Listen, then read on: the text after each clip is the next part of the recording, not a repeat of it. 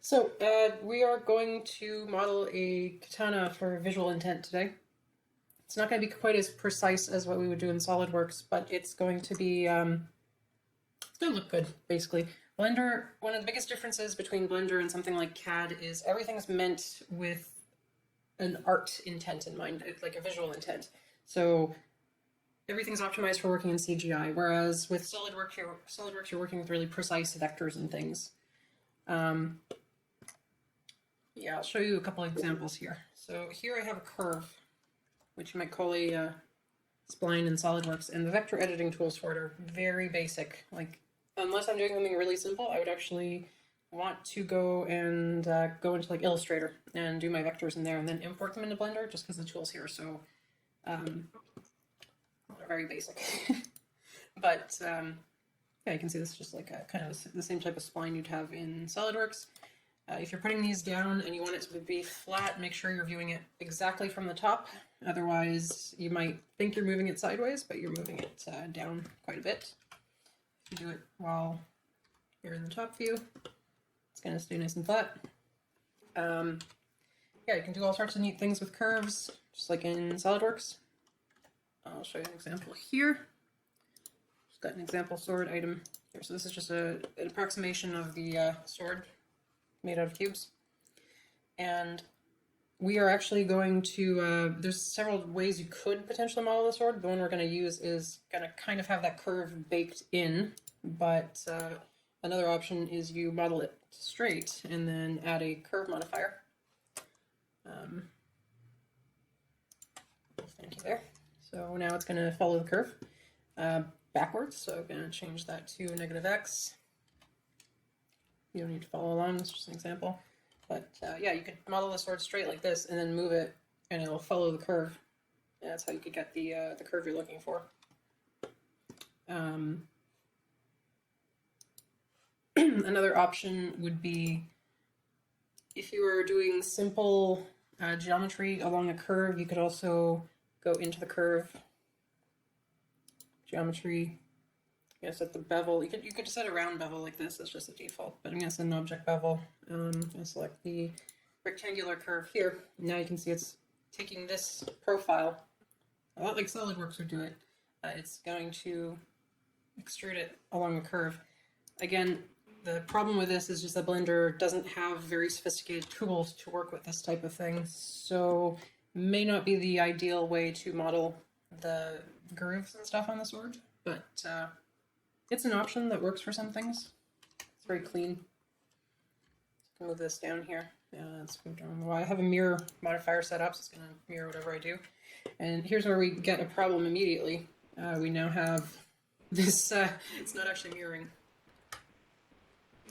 So I have to add a mirror to that. But that could be one way to set up the profile of the sword. We're going to do something similar. Again, it's just if you go into this, there's no way to, there's no tool for just adding a dot here like in Illustrator. If you want to do this type of thing, I would say do your profile in Illustrator and then import it, but we're not going to go into Illustrator today. You can't do things like trim entities or anything in here. The only way you could add a dot here, for example, like you'd have to select these two, you'd have to right click and then go divide. And then you have an extra dot. That'd be about the closest thing you could do. It's definitely possible to do it. The sword's pretty simple, but again, tools are pretty basic. We're going to do something similar, but with regular geometry. So I'm going to delete this for now. Remove the back around, and we're going to start working on the profile for the sword. Okay. So to add an object, first thing you need to know, it's always going to be added around your 3D cursor, which is this little object here. We are just going to add it in at the default position, the world origin. If yours is not on the world origin, just go Shift S. It'll bring up a pie menu, go cursor to world origin. I already set it there. Then you can go Shift A. So add mesh, we're just going to add a plane. You can also get to it from here. And another thing is Blender has a handy little search menu. It used to be space. I don't remember what they changed it to. I have my keyboard shortcuts kind of set to legacy, but yeah, there is a search menu, and you can type in add, I know it's a plane. So I could just type in plane, and it'll tell me all the commands that have plane in it. So I could just go add mesh plane. It's really nifty to have when you're looking for some tool. You know how in SolidWorks we're constantly looking for this one tool that's somewhere, right? Blender solves that option with the search menu. So if you know what it's called, but you don't know where the heck it is, just hits whatever button it is. It's space on mine. Yeah, so everybody got a plane?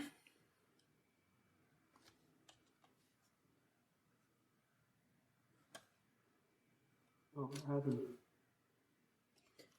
Hello? Hello, can you hear me? Yeah, something just happened, sorry. Okay. Yeah, I was just going over a couple examples of how you could make a sword, like profile for the blade. The one we're going to use right now is, we're going to work with one-to-one geometry. So all you do is you go Shift A, and we're going to add a plane. Go to Add Mesh, and just choose plane to the very top. It's going to add a plane object.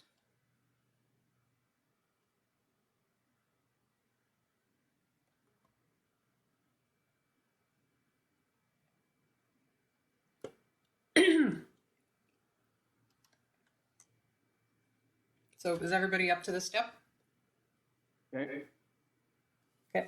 So once you have a plane, another shortcut to memorize is Tab. It's going to go into edit mode.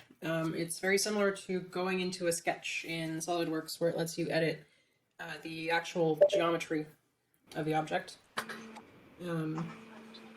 So you can tell if you're in edit mode by looking at the corner up here. If you're in edit mode, it'll say edit mode. If you're not, it'll say object mode. So by default, everything should be selected. And I'm just going to go R for rotate. I'm going to go Y to rotate around the Y axis, which is the green line. I'm going to type in 90. So now I have the plane going in the same direction as the sword. This is going to be our profile. It's very important. Hey, Sasha. Yeah?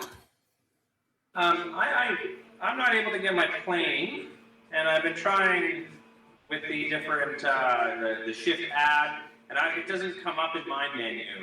Okay. I've got add busy, add circle. Okay, if you look up in the corner here, does it say object mode? X-ray, no, it says edit mode. Yeah, so that's how you ended up there. You're editing an object somewhere, so just press tab. You'll end up back in object mode. No, there's add mesh, plane. All right. Yeah. So yeah, just add a plane, then go back into edit mode. Hit R for rotate, rotate like you just press R for rotate, then press Y. It'll snap it to this one axis. The axis is based around the if you're in edit mode, around the axis, like the center of the selection. Since it's a square, it'll be right in the center. Or if you're in object mode and you rotate, it'll be based around the object's origin point, which is right here. So a white dot in the middle.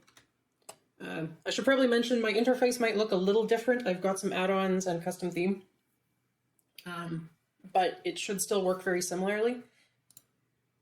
So if you're seeing different color schemes when you select a face, don't worry about it. It's just a custom theme I have.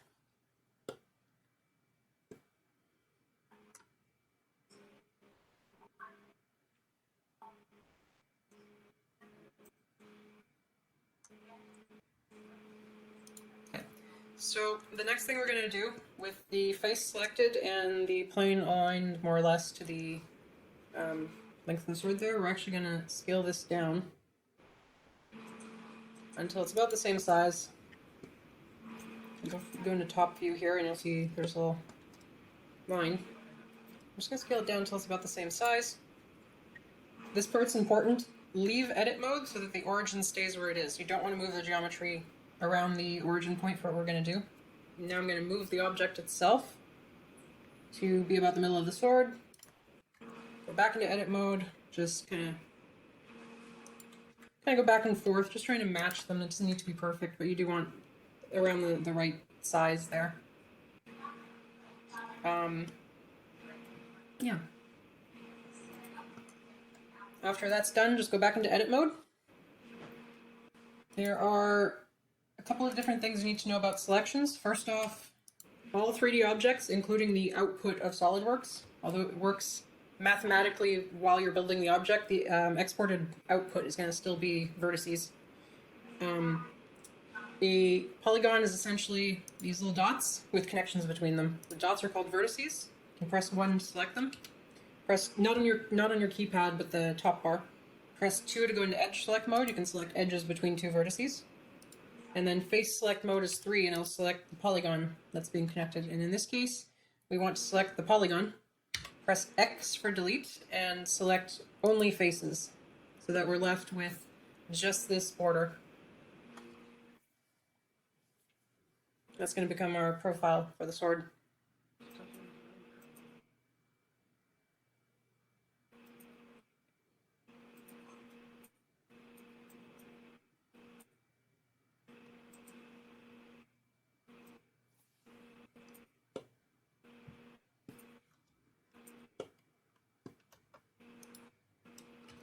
Okay, so once that's done, we're going to work on the profile here. We're just going to eyeball it, try to get something similar.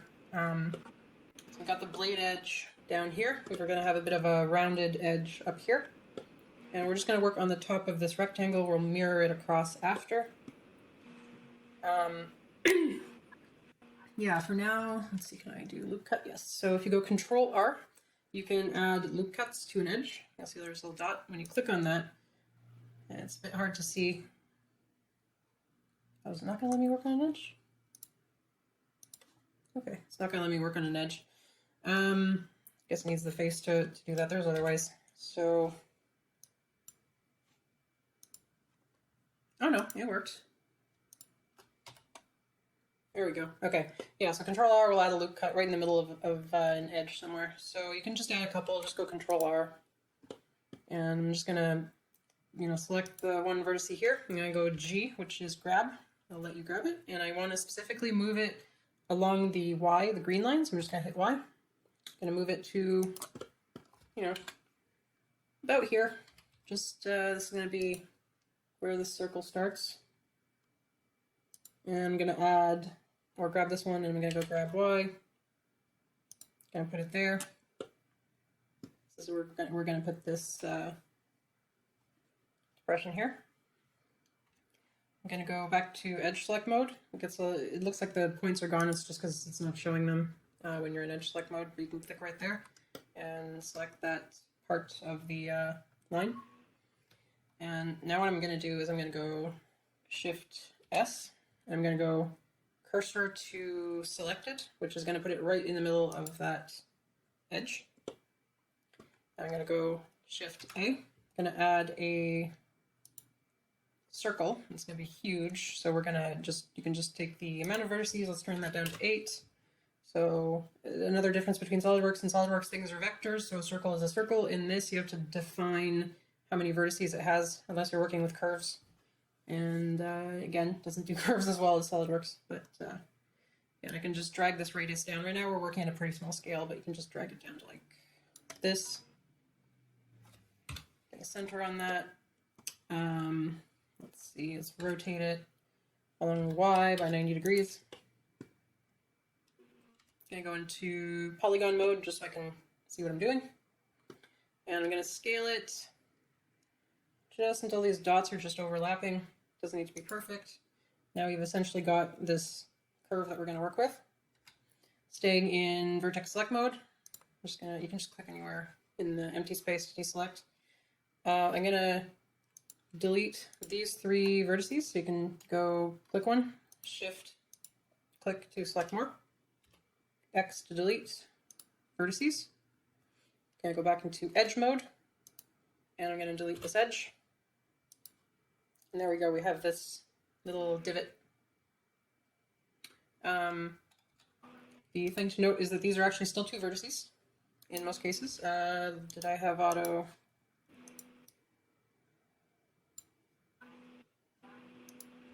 There we go. Yeah, it's still 2 vertices. I had a radial select on, so selecting both, but they're actually 2 different vertices, but they're very close. So all we need to do there is just select, you can just press A to select everything. and go M for merge by distance, and you'll see you have a merge distance and remove 0 vertices. So just take this, remove one of the zeros, there we go, remove 2 vertices. So now these 2 separate ones and these 2 separate ones were just merged by proximity, and they are now one continuous line. It's kind of the equivalent of the trim entities thing. It's about the closest you'll get in Blender. But yeah, now we have this line. The next thing I'm going to do is I'm just going to select everything. So you can go to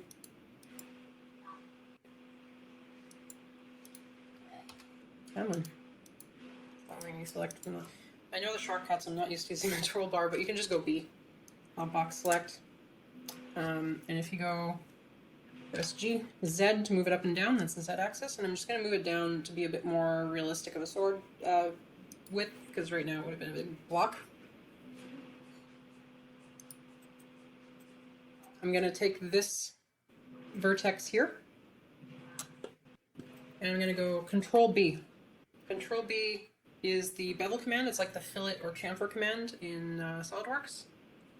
And I'm going to press V to do a vertex bevel.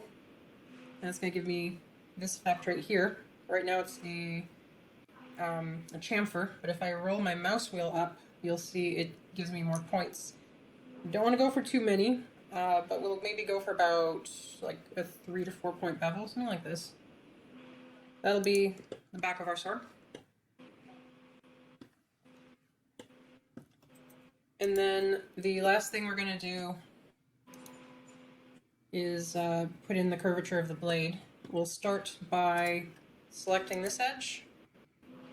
You can go Control R, or you can try right-click Subdivide, which does about the same thing in this case. Adds a point in the middle.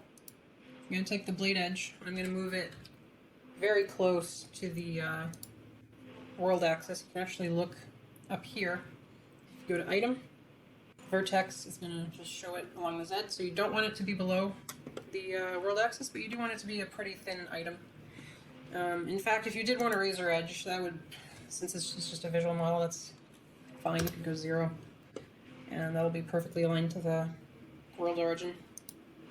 And then we've got kind of this very chunky curvature here. I'm just going to go do another vertex bevel. And now we have something a little closer to what we want. I still think this looks a bit thick, so I'm actually going to go box select all this and just move it down just a little more. And you can just tweak these if you want. Doesn't have to be perfect, but this is going to be our profile that we're going to extrude to make the blade. Yeah. Hello. So once you have your profile, unlike the Solidworks or even Blender curves, you do need to have some thickness to array it. So what we're going to do is we're going to just go back into object mode. We're going to go to this little wrench, which is a modifier. It's kind of like Blender's version of steps in SolidWorks, and you always end up reaching a point where you have to apply them and go destructive, so you can't really go back to previous steps anymore, but for now we're going to use the mirror modifier. Where are you? Mirror.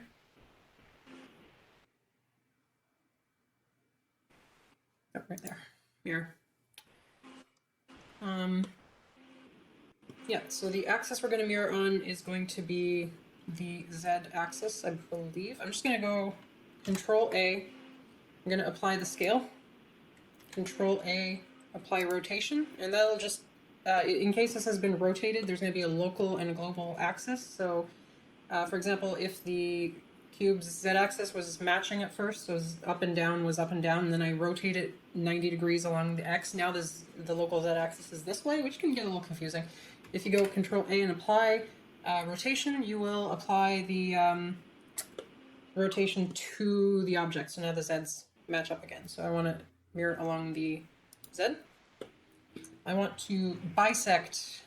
Actually, no, I don't want to bisect because I'll add a line down the middle. I'm just going to do axis Z. So it's going to take everything on the top half here, unselect X, just to make sure. Yeah, it's going to take everything on the top edge, it's going to mirror it to the bottom edge. You can also do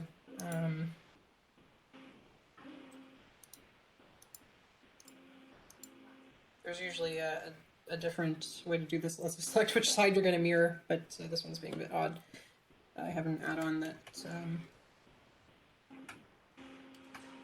lets me do this a little bit more easily, set up a mirror more easily, but that's the manual way. So, oh yeah, I see what it's doing. It's mirroring the square too. So we do need to bisect. There we go. Okay, yeah, we do need to hit bisect. There we go. Yeah, so bisect is just going to cut off anything on the other side of the line. If you don't have that on, it's going to take the square and add it here, which is not what you want. So make sure bisect Z is turned off, or turned on. Make sure these other ones, X, Y, are all turned off. And yeah, just turn on clipping, make sure merge is on. That's about it. Now you have your mirror set up. You can go back into edit mode with tab, select everything, we'll hit E to extrude. So you can see it's just going to extrude the shape, and we're just going to hit X. We want it to go along this red line, so we're just going to hit X. And we're just going to maybe make it about this long. Doesn't have to be exact. Now we just hit tab. Now we have our profile with a bit of width. And what that's going to let us do is array this piece of geometry along this curve, the example curve. So I'm just going to select this object. I'm going to go array. And what the array does, it's like the instance pattern in Solidworks. We're going to do relative offset, which is going to take the length of the object itself, and we're just going to leave it's already set up properly, so it's going to just take one, mirror it one, array it by one, so it's just going to be putting them edge to edge. Where it says fit type fixed count, we actually want to change that to fit curve. Make sure you had gone Control A and applied scale in the previous step, otherwise that won't work correctly. Go fit curve, select the example curve. Now it'll array long enough to fit the entire curve. Let's see what else we have to do. We have to hit merge so that the objects are merged together. It's going to be important. And lastly, we're going to want to add a curve modifier to it. So we just go add modifier, curve. Again, we're going to choose example curve. And it's going to actually take the array and fit along the curve. You can kind of see what it's doing there. If yours is going the wrong way, just change the deform axis from X to -X, and it'll make it go the other way. In mine, that causes all sorts of issues, but because it was correct before. But if it's doing that, just change it from positive to negative. It's just asking what direction the array is going in, essentially. And now we more or less have the main shape of our katana. Alright, so let's stop and make sure everybody's up to the same point. Anybody having issues?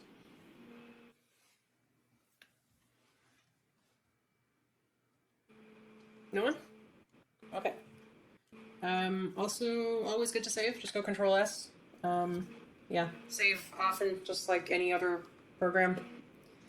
Now we start getting... Oh, look at this. It's flipped. So to fix that, I didn't even notice. I guess we will actually have to use -Z then, so at least on mine. So that's going to go in the correct direction, maybe? Nah, let's leave it X. X. Rotate this on the X-axis by 180 degrees. There we go. And then if I move it along the Y, it's kind of inversed right now, but if I move it along the Y, so that's the weird thing with Blender modifiers, they're all relative, so if one of your values is a little off, you get strange things like inversed movement. It's a bit of a quirky system. It works, it's just there's a lot of troubleshooting sometimes. So I'm going to move it along the Y, make it go where it's supposed to, and yeah, there's our profile.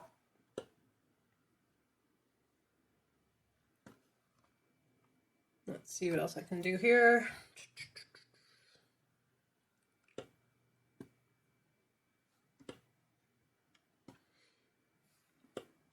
Right now the sword is the same width across the entire sword. If I wanted to change that, I just save and go to my example curve and go into edit mode and select the last vertex here. I'm going to go Alt S. Alt S lets you edit the size of the vertex on the curve. So since we have a curve modifier, it's actually going to reflect in this array. It is kind of linear, so it looks weird if you have big changes, but if I just want to make it a little bit smaller like that, I can, and if I find that the curve's a little bit off, I can just grab that last point, go along the Y, and just fine-tune it a little bit. So now I have just a very slight taper to the end of the sword, which is good in this case. There we go.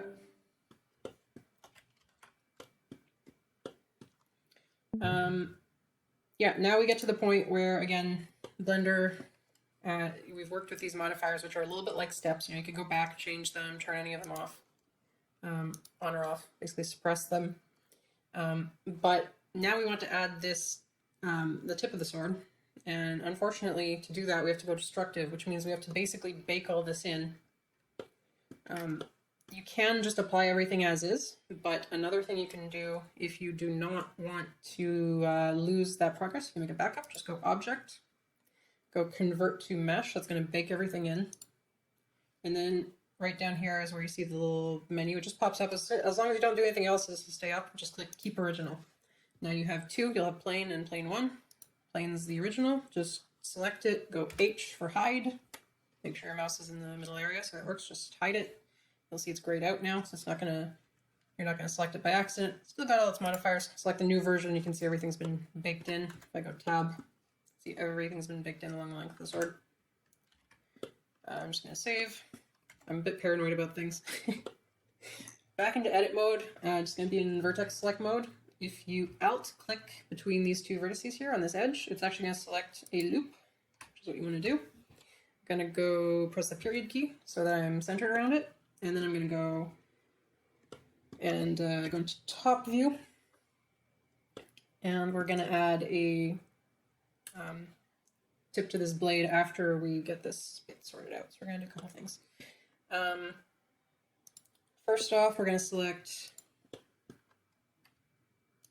say, these three vertices here. I click the first one, then Control clicked the one I want it to select to, and it's going to try to select in a line between them. I'm going to go Scale. X, because I want to scale up and down, hit 0, now they're all flat, and I want to select this one here. If you go up in the menu, you'll see the Z value. Here, you can just go copy, select these three, paste the Z value, and now we have a bit of a, like it's kind of closing there. Yeah, I'll just work from this point. I'm going to select these three. Grab, so I'd kind of just taper that off a little bit. We're just going to close off this little detail here. Going to select this one. The order is going to be important here. So select the one on the side, the one on the other side, then finally the one in the middle. You can tell the last one selected is active. It's a little bit brighter than the others. And I'm just going to hit Merge at last. And that's going to take those vertices and just kind of cut them off there. And I'm going to just select these two faces and press F to merge them. Now it's a quad. Maybe not. So it's better to try to stick with quads when you can, but yeah, this will create just this little divot effect here. But Hey, Sasha? yeah? Are you recording this by chance? Yes. Okay, good. So maybe you can send me a link so I can, because I've gotten a little bit lost. Fair enough. Yeah, I'll send you a link after. Just try to keep up in the meantime, and I'll send a link out afterwards. Yeah, no, I'll just kind of watch it. Yeah. Because, okay, yeah, awesome. Okay, cool. Yeah. You can go back into object mode, just right click, go shade smooth. You can kind of see how that's going to look. I think we've got some flip normals here. Oh yeah, I've got some clipped. Yeah, so you can't do this directly. Again, it's an add-on, but if you go to, where is it?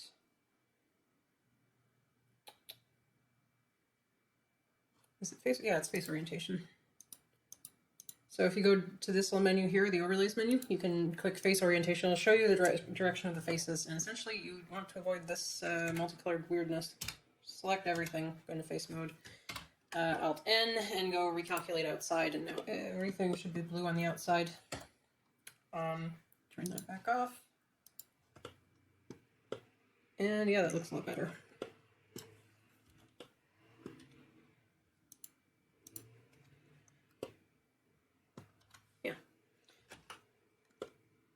Okay, go back in edit mode. Let's just select this loop. And we're going to go into top view. Click the set origin button here, which will let you set the origin. We want to kind of follow this tangent here. Again, SolidWorks, has really, really tight selection tools, whereas Blender, you kind of just have to eyeball things in a lot of cases. There are ways to select things precisely. It's just not as fast as in SolidWorks. No, not rotate. I want to go to spin. So what this is going to do is it's going to essentially draw a circle with the cursor being the center. And I can just take this button and you can see what it's doing. So that's going to be kind of our sword there. So that's maybe not quite as long as I want it. So I'm just going to, center a little bit further. Just hit undo if you don't like what it did. Looks pretty good. This is a little less than a perfect circle in a real sword, so what I'm just going to do, I'm just going to go back up to select mode. There's proportional editing here. If you click this, it'll do a fall off effect on your editing, and I'm just going to roll the mouse wheel till I'm liking what it looks like. I'm just going to drag this over, and it's going to smoothly interpolate that movement. Again, I want to make sure I'm in top view so that it's not going in weird directions, otherwise I get a crooked sword tip.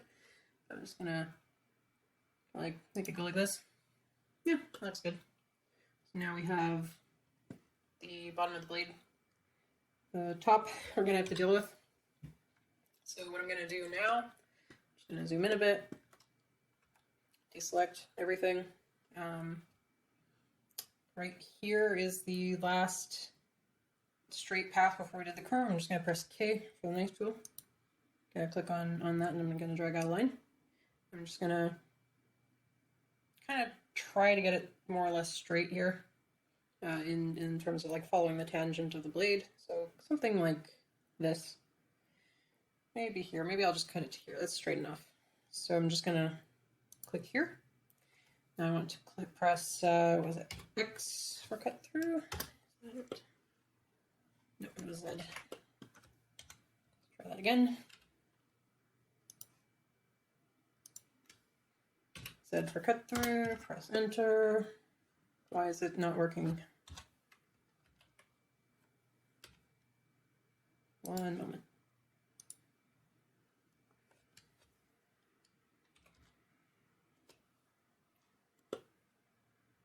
I think I might have the wrong shortcut key there. 1 second.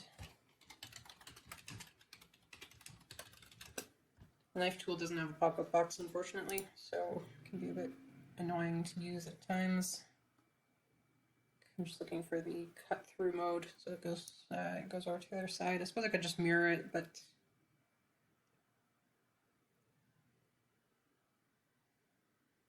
cut through, it's C.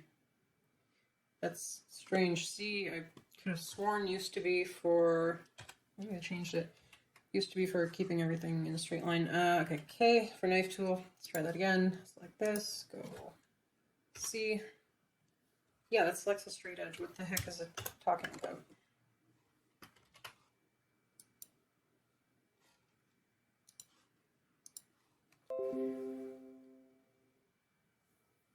Very strange. Yeah, the manual is incorrect here. It looks like they changed some keys around. Anyway, I'll just mirror it. Figure out what the heck they changed it to later. But usually there's cut through modes that cuts through the faces that are on the bottom. Just gonna cut there, go enter, and I'll add a mirror modifier after, or maybe now.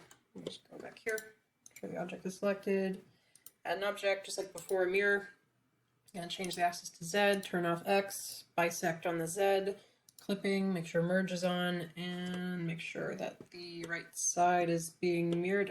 Here we go. So we got a weird little effect here, and that's probably because the origin is off center.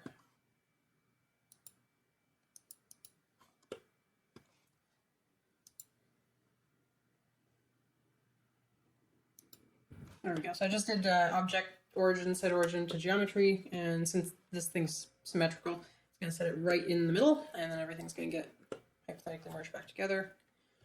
Check that by going into wireframe. Yeah, that looks good.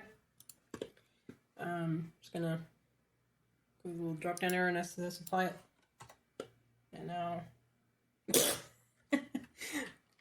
okay. Flip on the Z. Wireframe. There we go. Now the cuts on both sides. All right, now apply it. I was mirroring the wrong side. Anyway, this is what I wanted to get to. Yeah, so we're gonna have to do a bit of mesh cleanup, unfortunately. Tends to be what you end up with when you do this sort of thing. And I'm actually gonna go C, which is the brush select. I'm just gonna select, make sure you're on face select mode, or hit 3 on your keyboard. Lets you, you can press the middle mouse button if you want to unselect. I'm just gonna try to get all these ones on the side of the line. Like this. I'll probably just mirror it again after, because it's kind of easier to do it that way, really.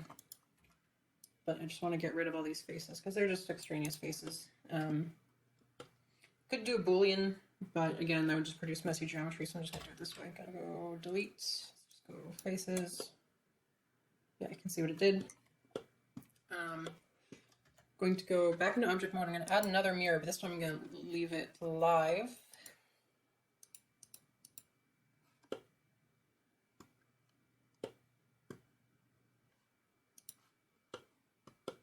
That's correct. Sure, clipping is on. Yeah, just select this vertice. So now what we want to do is just do a bit of mesh cleanup. You can see there's an extra edge here. Let's delete that. Or the extra vertice, we're just going to delete that. Turn off proportional editing. It's moving everything at once. Just grab this. This is unfortunately the nitty-gritty type of stuff you run into when you're doing modeling. There's other ways to do it, like in ZBrush and stuff, and then you do retopology after, but when you're doing like traditional modeling, this is what you're stuck with. Merge it last. And just don't want, like, you get these little clusters of vertices, and they get very annoying. Another thing you can do if you go to view here, clip start is at 0.2 millimeters. I could change that to 0.02 millimeters. And then when I zoom in, it's not gonna just, you see what it's doing here, it's clipping when I get too close, so that just increases the distance. So I want to take this point and this point, I want to merge it with that point. So I'll kind of keep a nice clean line here. This line doesn't really need to be here, but then we'd end up with an n-gon. Doesn't need to be perfect, just try to clean it up, and if you see things that are intersecting, just merge them, just pick one and merge them.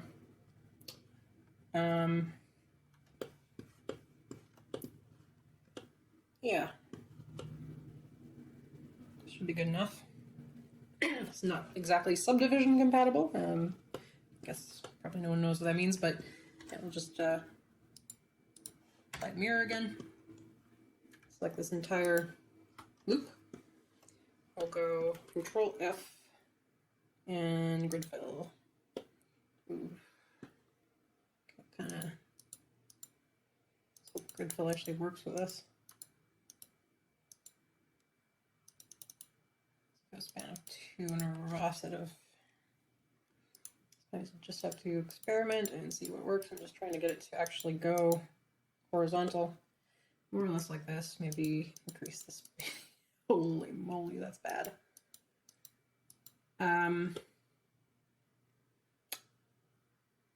Ugh. Yeah, you know, I'm just gonna do, let's see what I can do about this. I'm gonna start by connecting these two. So just select Shift, select, Control Select, press F, I'll create an edge. Create an edge there. Select these two lines, make sure you have the right one selected. Press F to create a face.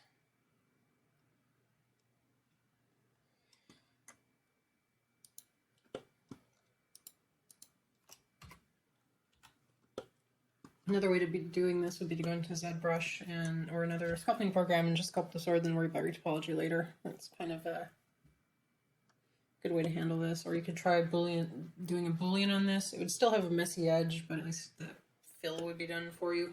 A boolean is kind of like when you just do a cut or merge in SolidWorks. Got a cut here. Just click and move. And click again when you want it, you know, where you put it. I'm gonna just take this. I'm not gonna worry about the bottom side. I can just mirror it again. I'm just gonna go merge it last.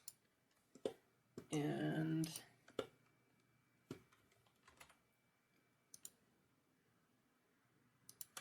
this, I want to add a cut in the middle here. Just keep that line going. Make sure these are merged. They are not. So I'm gonna select everything, merge, distance, remove 3 vertices there. That should be merged. Yeah. I'm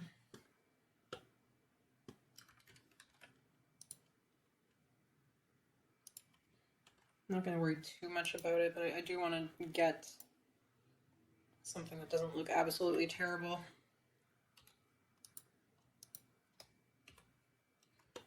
Triangles you generally want to avoid having, but I don't want to do full retopology right now, that's too much. I'm just going to try to add cuts where they need to be, and if something's really looking weird, I'll fix it after. But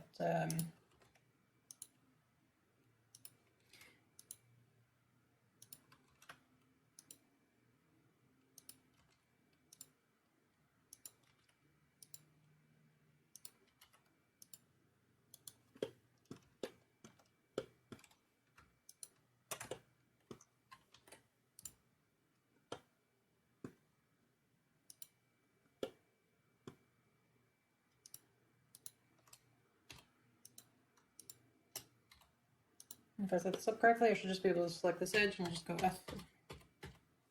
It's a little off.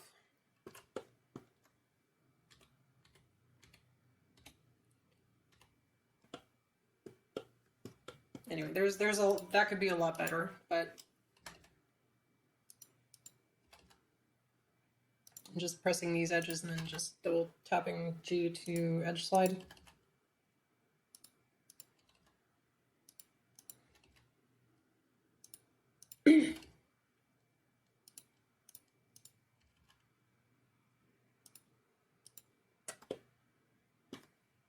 And then I might want to do something like this triangle right here. There's 2 triangles, and I don't really want that there, so I'm just going to go select that and just go merge last.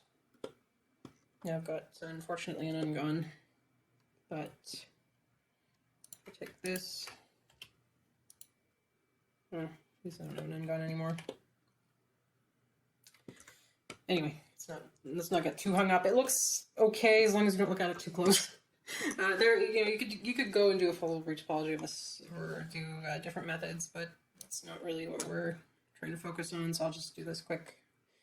Just gonna go Alt X. It's the add-on I have that just lets me set up a mirror a lot faster. I'm just gonna apply everything. Now we have more or less a working sword. I'm gonna save. I'm gonna go down to this little tab here, this little sphere. That's the material tab. I'm gonna go new. Call it Katana Blade Matte. You can go into this little square here. That's the object. I'm just going to call that Katana Blade, just so I know what the object's called. You can also just rename it here. That could be faster. But yeah, in this material, I'm just going to set that up for later. So there's our katana blade. Sure to save. Yeah. So now we've just got the what's it called again? There's a Suba, the Habaki, the blade collar, and the handle here. So I'm just gonna kind of go really quickly through this. Just more showing the modeling itself more than the methodology, but I'll do this too in a minute. I'm just going to do the blade grip. I'm going to put my cursor here around this reference point. I'm going to just add a mesh. I'm going to add a cube.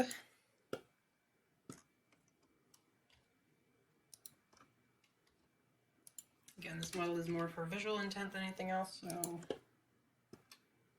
you know, just eyeball things. Right now what I want to do is move this cube anywhere that is, like I want to move it on the X and Y axis, but not along the X. So I could just go into top view and move it, but the other thing you can do is go grab and then go Shift Z. Now you'll see you have two highlighted axes, and you can just move it like this. So it's going to be this copper part in the reference. If you want to see it, you can just go to Z and toggle X-ray. Toggle X-ray. Something's going weird here.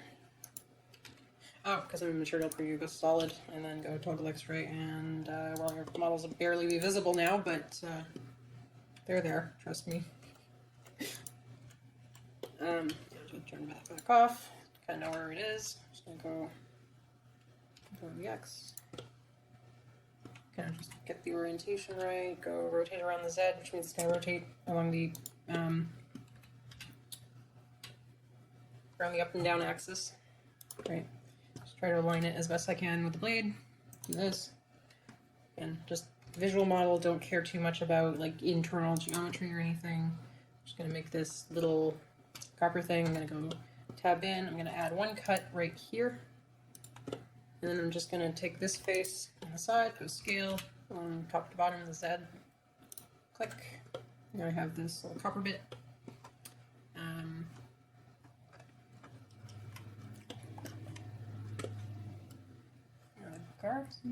Call it blade color, so I'm going to call that blade color, give it a new material, blade color, matte for material. So there's the blade color. One last thing I might want to do is just create this little round thing. So one thing I could do is maybe add a couple more cuts. Just make it symmetrical. Let's say one here, one in the middle, and one in the middle here. And I'm just going to take the end faces. Just go C for select all these.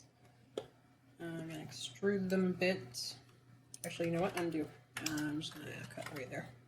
It'll be way simpler. It's about that thick.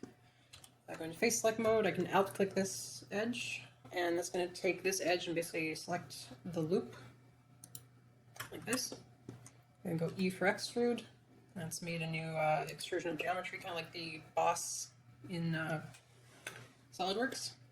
And I just right click to cancel because I want to actually scale it, not move it. So I'm just going to go hit S for scale. I don't want to scale it along the X axis, so Shift X. And I can scale it like this. Maybe I don't want it to be quite so wide along the Y, scale it down a little bit, scale it up on the Z, and I can get this kind of copper bit.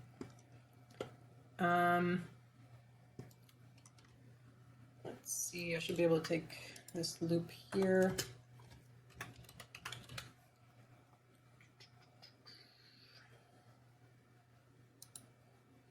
Oh, that's not the right one. There is a way to make this circular.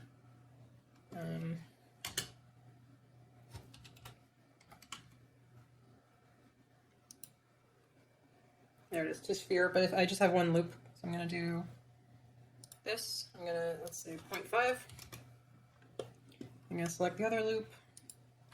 Just hit space, remember the last thing I did, so I'm just going to do that. Click anywhere, 0.5. Now they should match again. I've just got this little bit more spherical looking collar guard.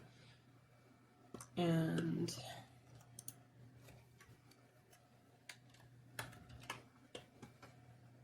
just gonna recenter this. It got moved at some point. There we go. Now everything's kind of centered. Got this collar guard. Gonna go with materials. If I scroll down to the bottom, I can go viewport display. I can just change that to like a copper color. Set up the actual copper material later, but just for the viewport. Yeah. So, you know, really quick color guard, nothing too crazy. If I wanted to make it a little smoother, I could select these two edges here, just go Control B for bevel. Maybe just add a chamfer. I don't want to make this too high poly. It's just a practice model. This gonna triangle, that's fine. Hard surface model. I could go shade smooth, but that's gonna add a couple artifacts. What else can I do? If I don't care too much about triangles and n-gons, I could do this. Select this dot here just to clean things up. Have less n-gons. Merge it last.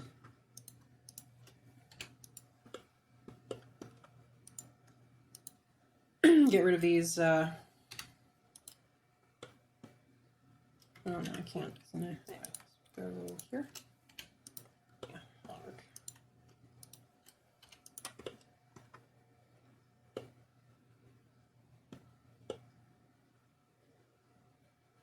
Yeah, no, good enough.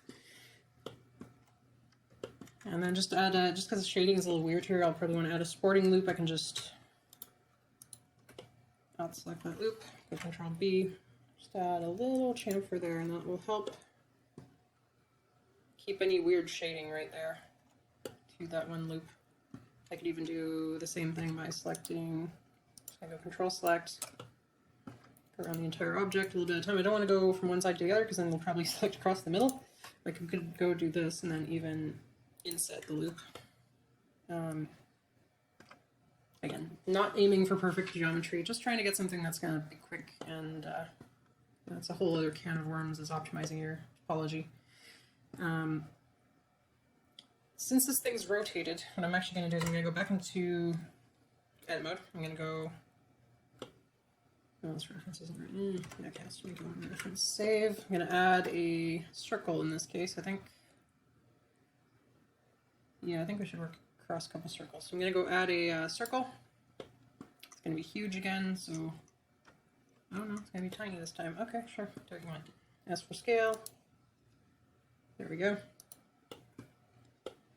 Maybe 8 isn't enough. Let's try again. This is where we get into like the, you know, everything in SolidWorks is vector, so you got a circle, it's a circle, but here it's not necessarily going to be like a mathematical circle. It's going to be a series of points in the shape of a circle.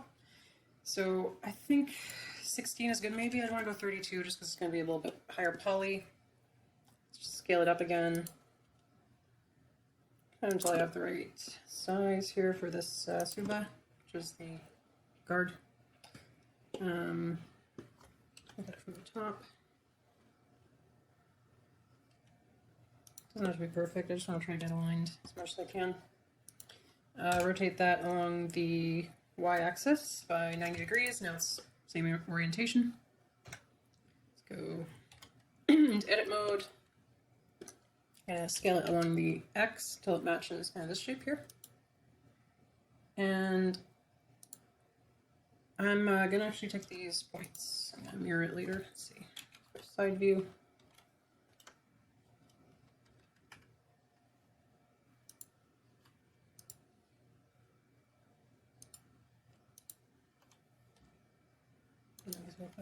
Okay. Just gonna grab that, move it down to here.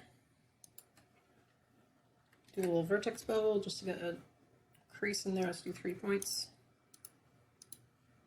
If I select both points, like this and I go scale, it's going to scale in the center of the points, which is what I want. So I'm just going to scale it in slightly, move it down slightly, just get kind of a sharper corner with a little bit more definition here.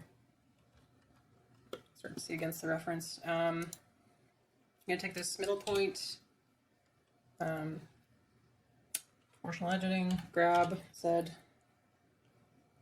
I'll move it down, maybe grab these two, scale, proportional editing, scale that radius down. Just try to replicate the shape, and then maybe do the same thing here. I'll just select this one and this one.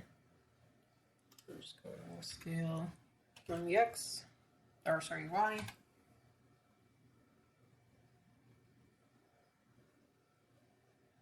Turn off proportional editing. I think these center ones need to be a little bigger.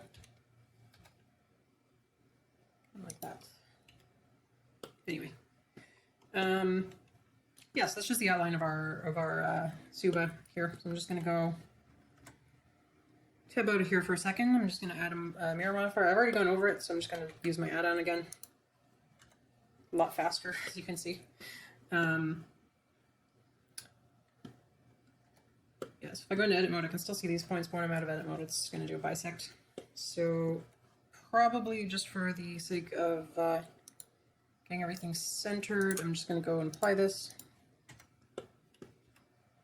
Select everything. I'm going to extrude like I did before. I'm going to right click to cancel. Those points are still there, but they're overlapping. Scale them in, so I get kind of this effect right here. And I'm going to do an outer ring on mine. And then I'm going to go extrude again. I'm going to scale them down. We're getting this this effect here. And what I might want to do, scale down a bit more, and add one loop cut here, and take these, extrude again, and I'm just going to scale them down, or just hit M and merge at center.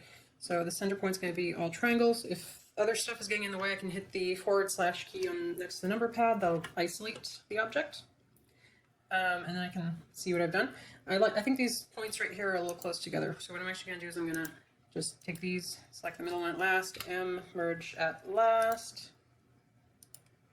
And since this is completely symmetrical, now I can set up 2 mirrors. I can go mirror top to bottom and mirror side to side. And now if I go into wireframe mode, everything I've done in this corner is going to get reflected down to, that wasn't all symmetrical.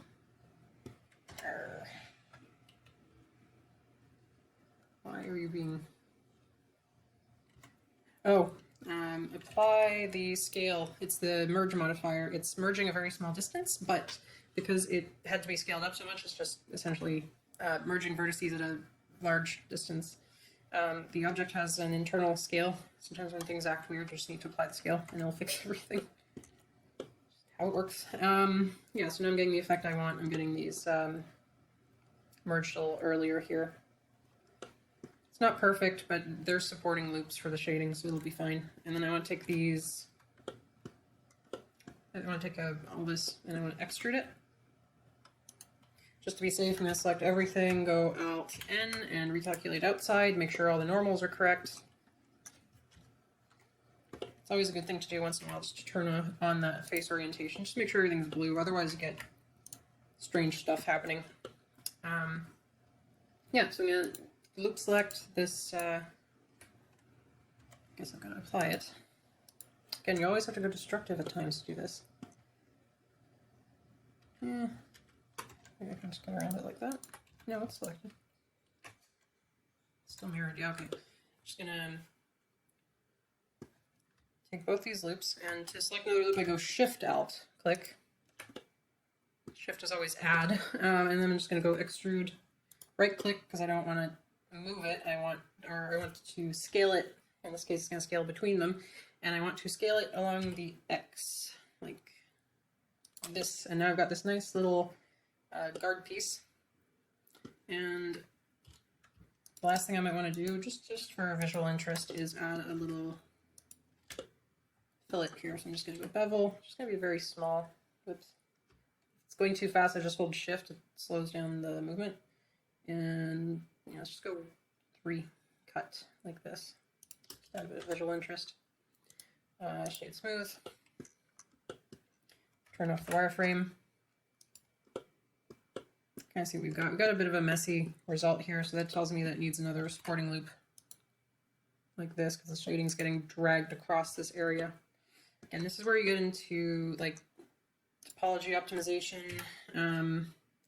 One thing I could do is I'm going to save first, if I apply the mirror and I select all these center faces,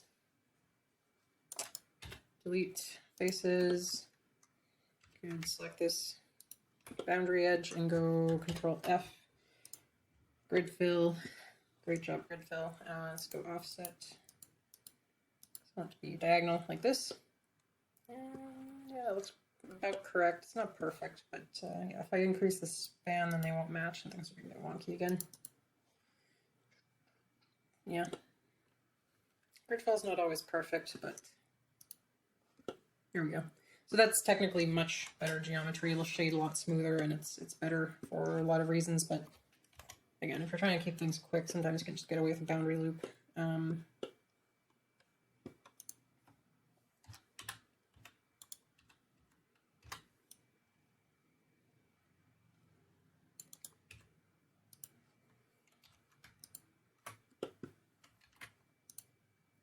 Oh, that one, that one actually decided to cooperate. This is grid fill when it decides to work nicely. I still got a bit of pinching here in the shading. That's because these edges are really close together and going at a bit of a strange angle. Again, just about is, are they maybe not flat?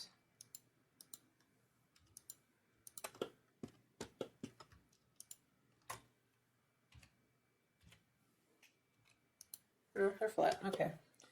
So they just need a boundary loop for the smooth shading to look good. So I'm just gonna add a boundary loop. And there we go. We have our Suba. Gonna just name that Suba and give it a material Suba matte. Gonna go down to the viewport display. Gonna turn that down. It's a little dark. Let's go something like this. And the last thing I want to do is go from top view. I just want to rotate this to align it to the rest of the object because right now it's not aligned. If this, we don't really need this reference anymore, so I'm just going to select it, go hide, now I can see what I'm doing a bit better. Let's rotate that again. Just get things aligned. You know, there we go.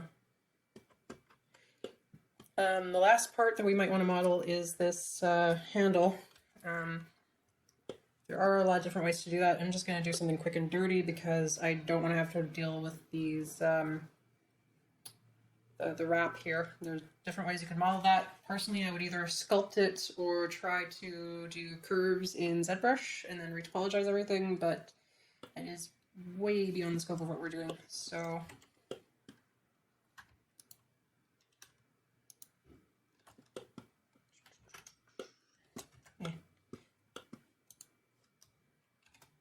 S, cursor selected. Let's add a mesh cylinder this time. See, sometimes it imports large and sometimes it's tiny. Anyway, I'm going to rotate it along the Y and I'm going to go 90. 32 vertices is fine. I'm going to scale it down, down. Top view, try to get the orientation correct like this. Let's just move it into place. Doesn't have to be perfect. We'll just move it there. Scale it up a little. And then scale it down. Go into edit mode. I'm going to select these two lines here. Let's go proportional editing sphere because that'll be about the inverse of this. I'm going to scale it along the, turn on proportional editing with O. Scale it along the y-axis, then press Y again. I'll scale it local, which means it's going to take the orientation of the object into account. As long as you haven't moved it in edit mode, I'm just going to kind of turn this up. You can see since it's inverse of the sphere, it's essentially going to flatten it, and that's what I'm looking for. Just get a bit more of a flat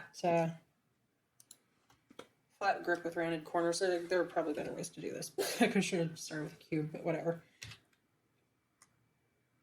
There we go, and maybe these corners are a little sharp, so I might want to just select them.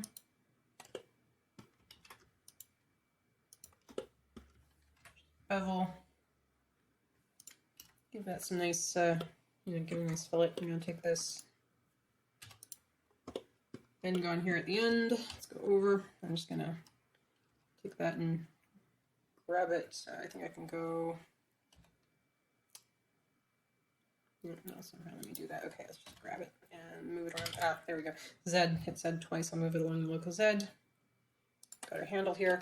One thing I could do, I'm gonna add a loop cut here. Gonna select this loop, again, Alt, sure you're in face mode.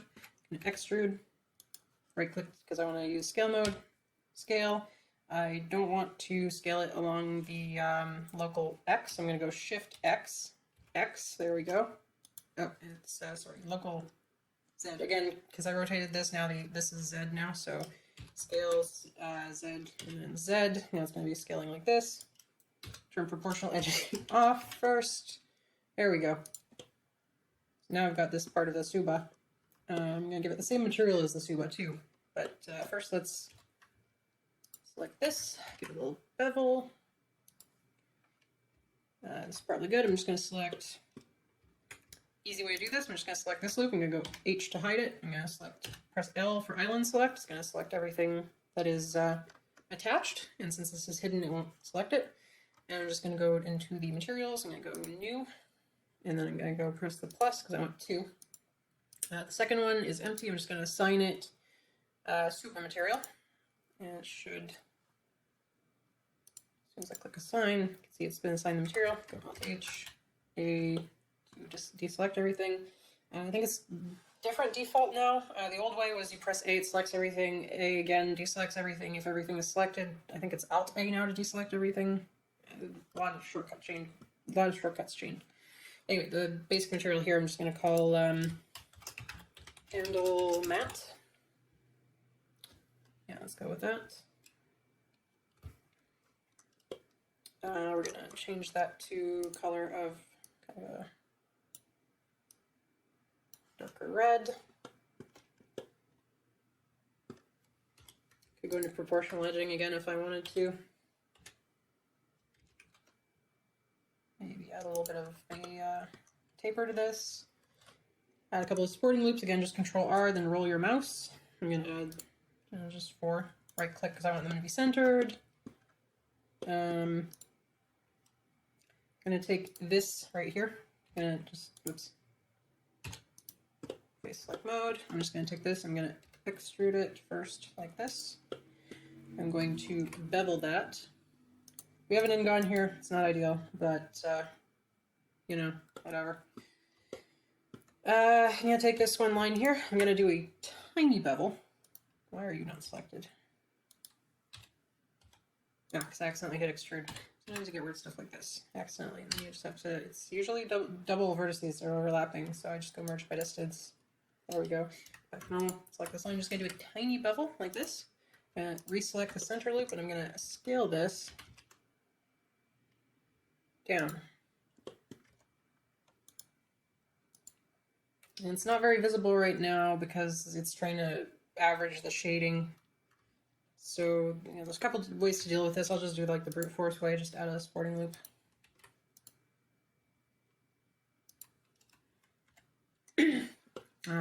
There are way better workflows to do visual models, but they involve usually going out of Blender and working with other apps, and it's not really part of the scope of this, so I'm not really going to do that, but I'm going to select this loop. I'm just going to go Control plus on my number pad to select that, and let's say this is a little smaller, so I'm going to select, scale it like that. Now I have the end of the, so I'm not going to bother with the wrap and the triangles. I'm just going to leave it a very plain handle for now. And why not? I'm just going to select this again and just go to the Subamat and assign it the Subamat material. So I get kind of, can see this coming together. At this point, I think we're done with the reference. I'm just going to hide it, save again. And there we go. We have our base model for our katana. There's no textures or anything yet, but I mean, we've got it down. With a few modifications, essentially making this watertight and merging everything using booleans, you could technically get this 3D printable, you know, with just a few modifications. But yeah, just in terms of like a low poly model, this What's going on here? Ah, I see it's clipping through. Just like that. Hey, Sasha, how do you make it so that we're setting the size of your model? So you have your model, so we 3D print it. Yeah, so What defines the size? well, in this particular scene, I already have it set up for 3D printing. So how I would do it personally is I would go to this blade here. I'm just gonna isolate it. And unfortunately, this does use an add-on, but I think it's even built into Blender. You just have to enable it. I'm just gonna select these two vertices. And this is just like the built-in way. There are other ways, but I'm gonna select these two vertices, and I'm going to go into View, go to Measure It Tools, click Show. So it's going to turn that on and create a segment measure. So it's going to take that and tell me that this is 3.62 millimeters long. So very, very small. Now I'm just going to select my other parts. And this is real time, so if I scale this up, I could just keep scaling it until my reference says that the blade's about 60 to 80 centimeters, or yeah, centimeters. So I'm gonna have to do this scale until it's 700.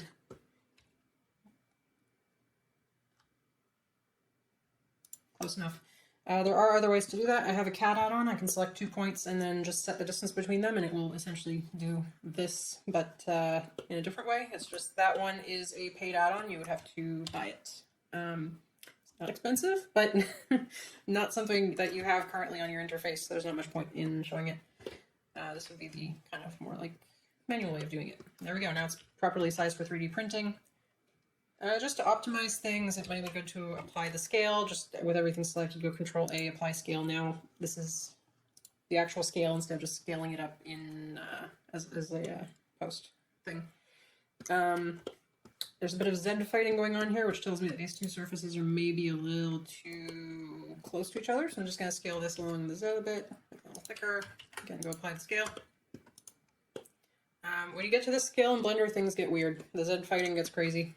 And sometimes the measurements, if you're trying to work like with threads at this scale or something, you know, you'll put in 26 millimeters as measurement and you'll get 26.1 or something. Again, Blender is not necessarily a CAD program. It's not so much that it can't do CAD, it's just that you're going to be fighting with it every step of the way because it wasn't built to be a CAD program. There's usually a solution to everything, but you're going to be jumping through hoops. So there's that. But I mean, you can see we built this in, it's been about an hour now. So, you know, it's a pretty efficient program. Again, I'd want to re-examine this area. I really don't like how this is made, but then I'd have to get into all this reach topology stuff. Oh my gosh, look at that shading. Oh, it's so bad. It's so bad. That's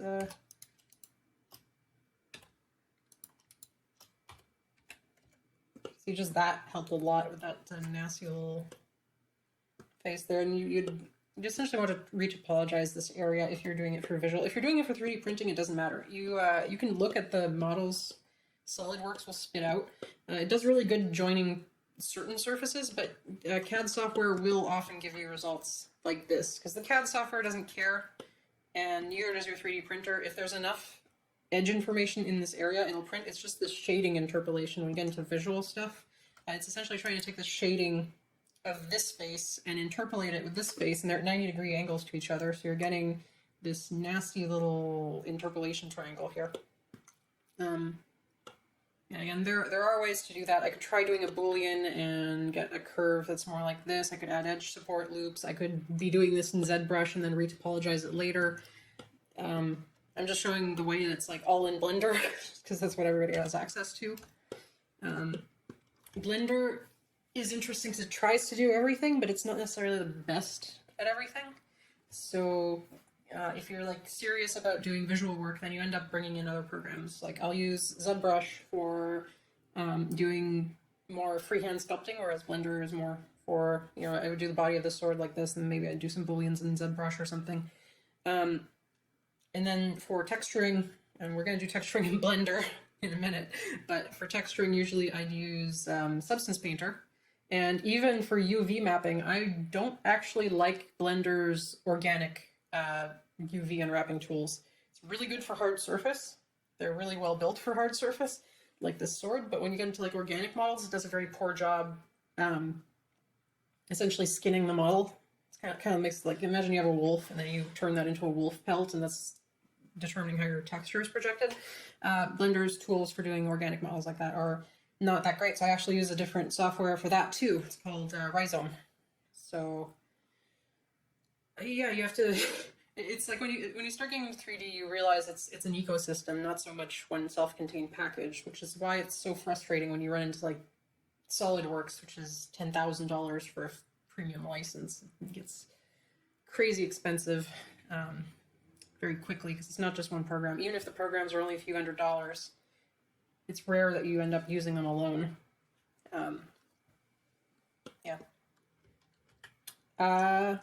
Yeah, so that's our model so far. I think now we'll take maybe like a 10-minute break. I'm just going to stop recording in a second here and come back for a quick texturing job in a minute, because Blender is visual and I do want to show how you can set up a render in here.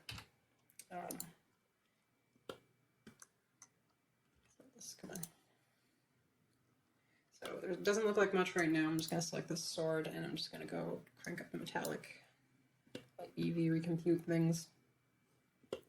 It's the render engine, the real-time render engine in Blender. Roughness is too high. There we go.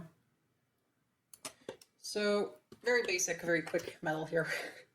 And something very glossy like this will definitely show off the imperfections in the blade tip, but we're gonna make it look a little bit better than just slapping a metal shader on it. Yeah, so let's just take a quick break. So we are just gonna do a quick texture. Again, this object's pretty simple. It's not like production quality or anything, but just a quick example. One thing I might want to do is go over here to the object data properties, and under normals, turn on the auto smooth and set the angle to something like 45. So that will stop the edge from being smooth. So if you turn this off, it's trying to smooth across that edge, which gives us a strange result. I'm just going to turn that off. Actually, it looks like there was a bit of an error here with the mirroring earlier. Oh well. Looks pretty good for the most part.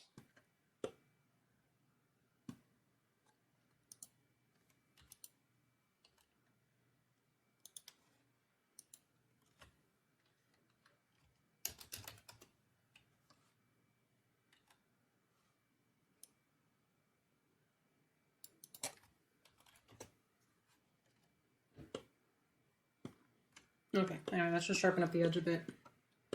Yeah, if this is a production model, we'd be putting probably more sporting loops in here. Probably want one here, just sharpen up that edge, etc. But for now, this will work. The industry standard way nowadays to do this would be to make a high poly model and then project the normals onto a lower poly model. But then we'd be getting into sculpting. It's just a bit too much for an introductory tutorial, so this will do for now. The first thing we need to do, starting with the blade, is to unwrap everything. Unwrapping is essentially taking a 2D texture space and assigning each 3D surface to it to project textures onto it. I'm going to use a mix of image textures as well as procedural textures just to do a quick material job for the sword. We are going to start by UV mapping, and we'll end up mirroring it again. Yeah, the mirror got messed up a bit earlier.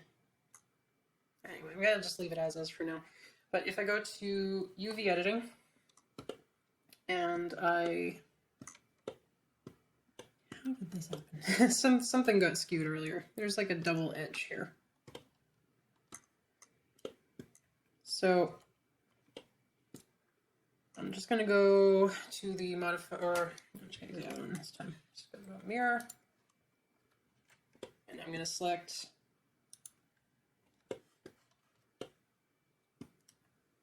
Easiest way to do this might just be select this loop, this bottom loop here, and right under the center, select this loop. Probably going to have some manual stuff to select at the end here. Yep. So I'm just going to select this. I'm going to hide that. We're not going to worry about that. We're just going to island select the top. Go top view, like this. And we are going to go try to get this more or less straight. But first, let's just do a quick unwrap. Gonna bring up a this file already has some embedded images in it. It's called packing an image into the file. So it's instead of loading it from your hard drive, it's directly embedded in the blend file. Just going to use the Suba pattern as just a base to work on for now. But I'm going to take this unwrap. I'm going to select everything with A, rotate it by 90 degrees. It's very strange that's not a one-to-one texture space. I might actually just do this is square. There we go. It doesn't really matter. I just want to put things that UV unwrap onto. And I'm just going to, again, I don't usually use Blender unless I'm doing something really simple, so I don't know where everything I want to do is, but for now I'm just going to scale it manually, put it there. Not ideal for a super long object like this. What I might want to do is, if I was doing this again for something more serious, I might want to cut it down the middle and then add a second part. That way I could scale the entire thing. I'll just do that.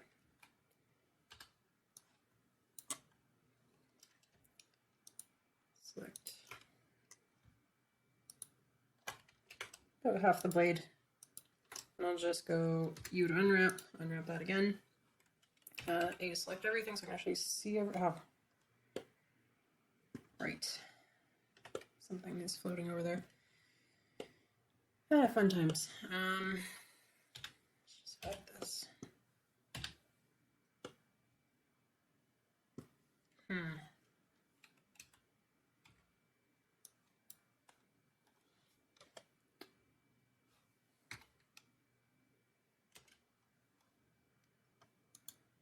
There's a way to lock the selections so that they match.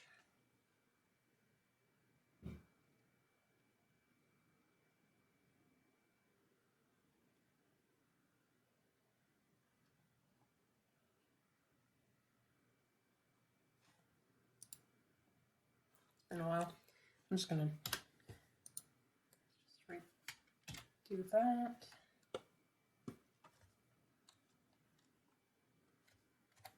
So go to solo mode.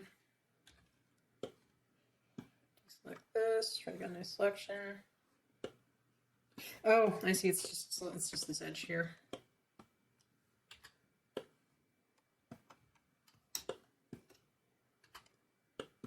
It's not selecting through the vertices. All right, that should be good enough. Let's just unwrap that again. There's still something selected over here. Ha. That's correct. Just go unwrap again. Select everything.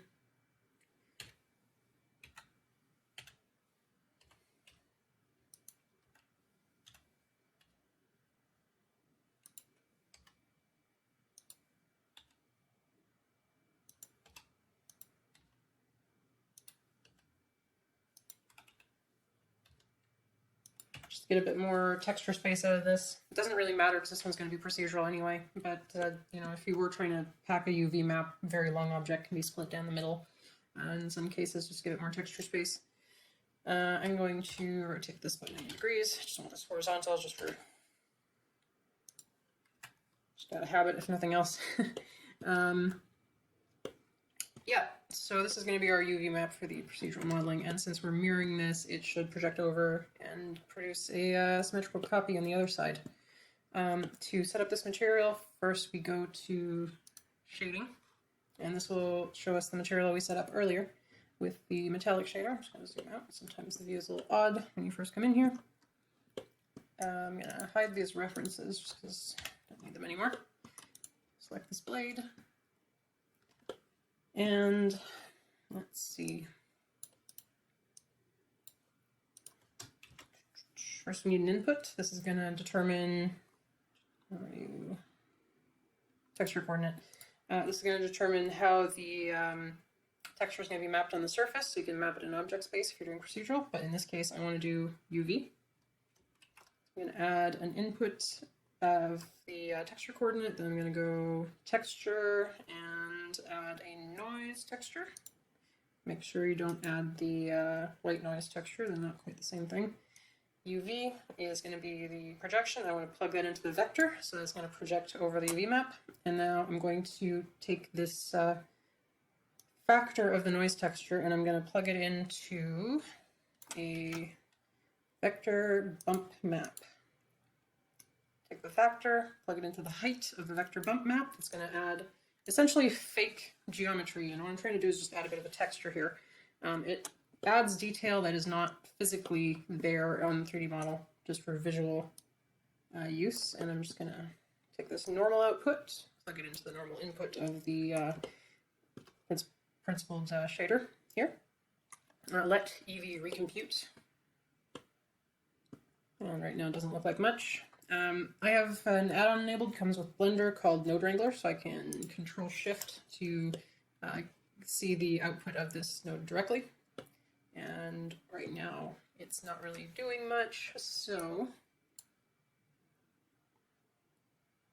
this is the correct one, right? Into vector UV. The scale is just really off, so I'm going to set the scale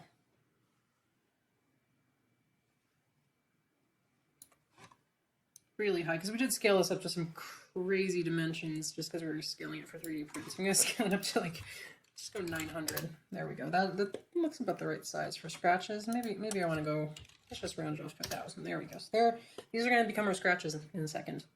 They're being projected across the UV map, so these are actually mirrored. The default projection will be object mode, which would have been fine for procedural, but it would have made it hard to get the scratches to behave the way I want, which I will show in a minute. Right now, this is not looking too great. It's just literally just a noise pattern. But what I can do is just play around with this first. Add a little more detail. See what happens. A little more roughness maybe. See what distortion does. Maybe just a tiny bit of distortion, not too much. And now, as where the magic happens, you go vector and mapping node. And we're just going to leave it at point type, and it's going to just drag it between these two. It automatically inserted itself in the middle. It's going to take the UV input and do some mathematical transformations to it, and then feed it into the noise texture. So in this case, I'm just going to do something really simple. Now let's figure out which coordinate it is. I think, let's see, it would be the Y? Nope, Z. Is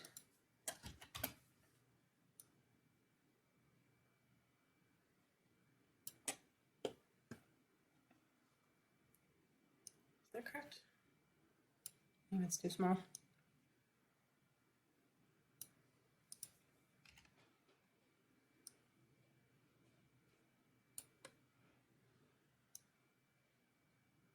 Too much detail, maybe.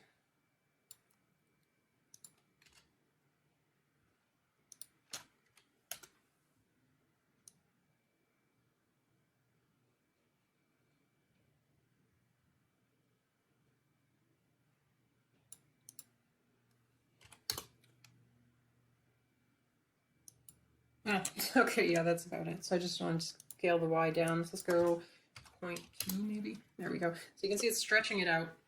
Essentially, it's taking that value and just making a different scale on the Y. So 0.2, maybe let's try 0.05.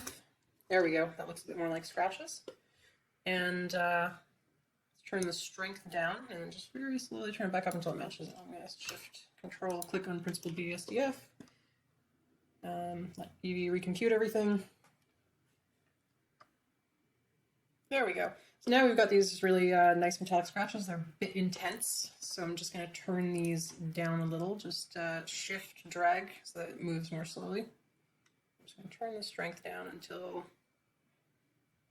things look a little nicer. And then we've got just some micro scratches, like somebody was polishing the sword, which when you zoom out, it looks a lot more realistic. We're not quite done yet. The next thing we want to do, this metal is perfectly glossy, which is not realistic.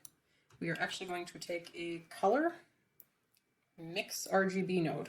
So we're actually going to take the factor output here, and we're going to take it and put it into color 2. So what it's going to do is it's going to take color 1. This is going to be the base.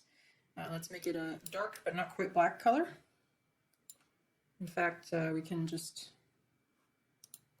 test that out, see what we want here. Whoop, no, that's the base color. Let's make it a little darker too, actually, while I'm here. Just darker base color and make it look more like steel instead of aluminum. There we go. It'll darken the reflections. Steel doesn't usually have that much of color to it. Sometimes it has a little bit of tint, especially depending on the alloy, but I might go like just a tiny bit of an orangish hue. Press shift and maybe slowly. It's just a tiny bit of like an orange hue there. Slight, but it makes it look a little bit more realistic. Let's see, where are you? Roughness, there it is. Let's mess around with the roughness. Let's see. I want the base roughness to be about 0.05. Yeah. So I'm just going to take this first color. I'm going to go under value 0.05. That's going to be dark is fully glossy, white is fully matte. So I'm going to go to fairly low value here, very dark. Put this color value into the roughness. That'll override it and feed. Give it a second. There we go. So if I put the value down to 0, that's 0% mix. I can also mute this just to see the difference. Just M while the node is selected. Come on. There we go. It's a little too matte, but you can see what it looks like when it's just this base roughness. And turn that on. Looks about right. Now what I'm going to do is if I start turning up the factor, it's going to start blending in that noise. And I can even set a different blend mode, just like in Photoshop. So I could go add. Won't make a big difference in this case, but come on.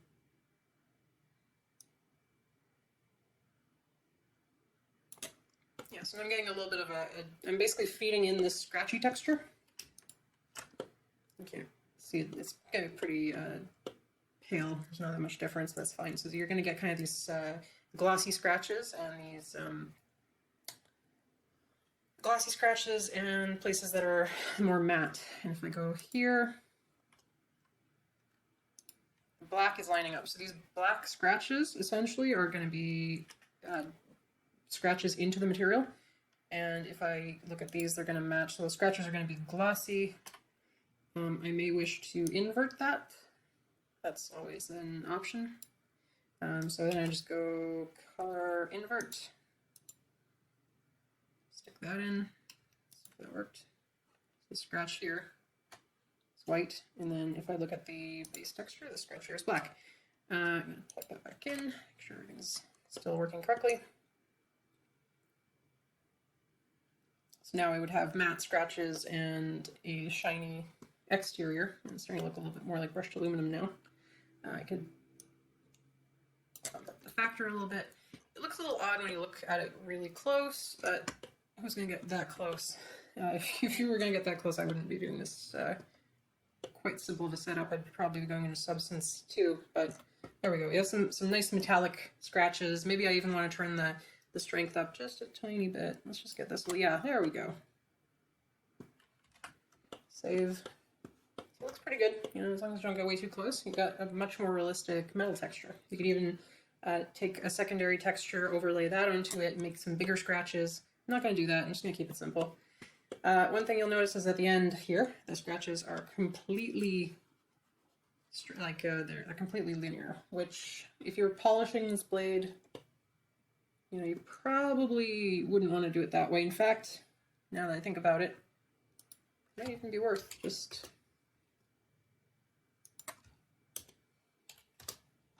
all right, which one is it? Come on. Okay, I guess this isn't gonna work the way I expect because it's UV projection. Let's just invert these. 0.05, let's see how that looks. 0.05 and 1. So now we've got scratches going along the side. Like, actually, yeah, that does look pretty cool. I think that in real life it'd probably be a mix. You'd have some scratches going this way and some scratches going kind of more diagonal as they sharpen the blade. Hard to say. Probably just use whatever you like best. I'm gonna set this back though, just because I want to demonstrate something. 0.05. So what I want to do is actually have these curve around, and usually I do this a little bit more cleanly, but let's go to UV editing. Just gonna select these loops here. Make sure nothing on the tip there is selected, and let's go select this one. Probably up to here, yeah. Deselect these. Shift select this one here, reselect it, because what I want to do now is follow, or unwrap with follow active quads. There's. And what that's going to do is, instead of just unwrapping it using its regular method, it's actually going to take the UVs and try to get them as straight as possible, including straightening out the curve at the end. So what you end up getting when you go back to shade view is you get a curved scratch effect. So now it's actually following the contour of the blade. Of course, you do run into the problem here where there's a bit of a seam. Could try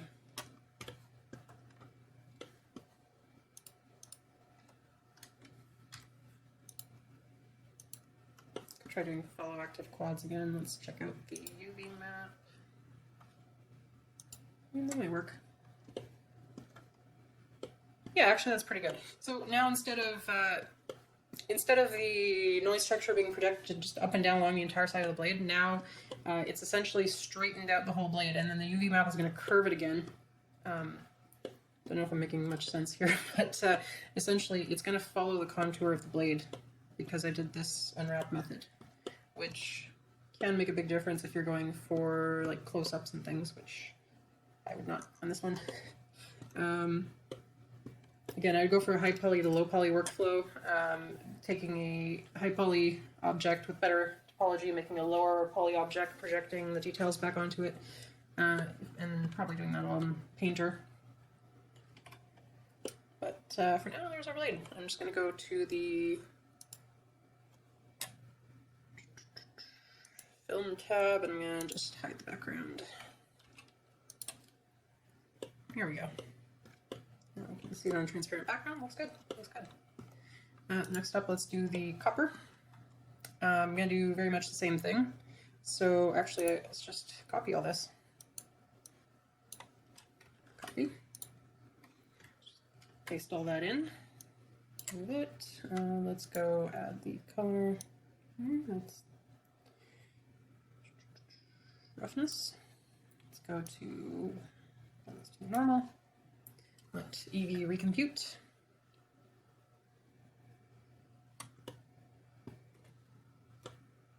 Takes a moment.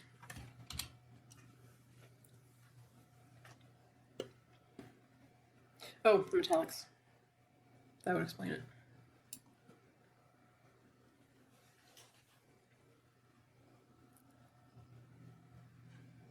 Come on. There we go. I'm actually going to change the base color on this to be more of a copper color like this. Maybe I will, this one isn't actually UV mapped, so I don't want to use that particular method here. Instead, I'm going to just unplug this. It'll use the object by default. The world space, essentially, will just project it on from the world space. That does mess up the scale of the noise, so I'm just going to double check that. Come on, Evie. Leave That's actually what I'm seeing. Come on.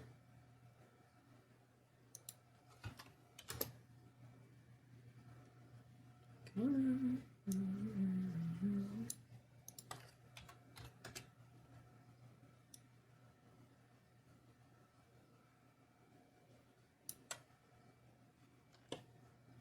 on.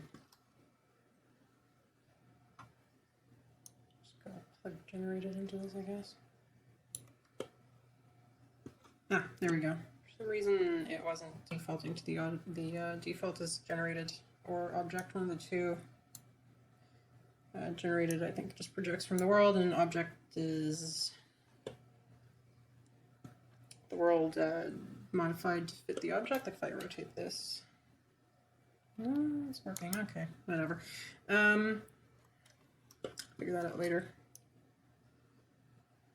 Just get the scale, kind of like that. Let's get the Y.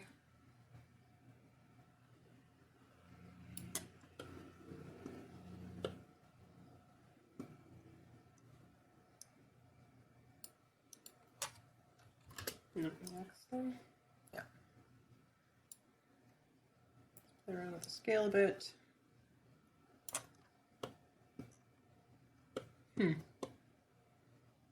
Interesting. Not doing what I want. Although, getting this working. Usually there's a way to project it from object. I don't know why it's not working in this case. I have to look into that. Anyway, that. Usually I do my texturing in Substance.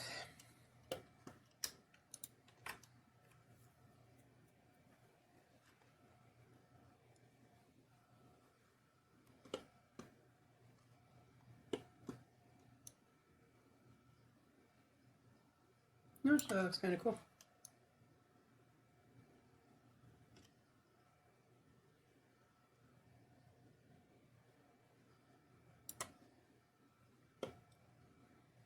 Maybe make it less of scratches. Just turn this back down. Make it more of a like bump style texture like that. They're like hammered copper. There we go. Let's make the scale even larger. In this case, smaller means larger. Maybe turn up the bump strength a little bit. There we go. We're being kind of a more like rough copper appearance. This is not as rough as hammered copper should look, so let's turn the roughness input up here. Now we're getting some interesting, yeah, there we go. Let's turn the bump up even more.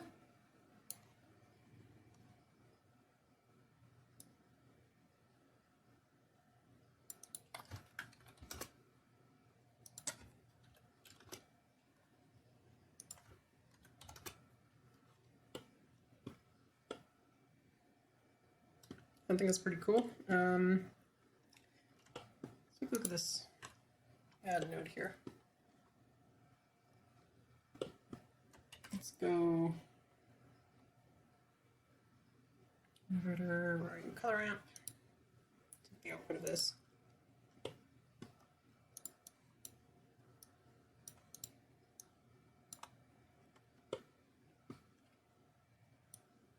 I like the gradient filter in Photoshop or anything else like that.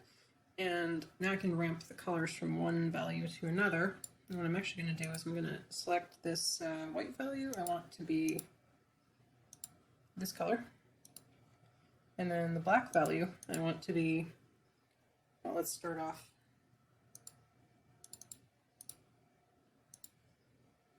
Start off with that color, but then go darker. And a little bit like that. Let's just add a little bit of color variation to the base color. See how that looks.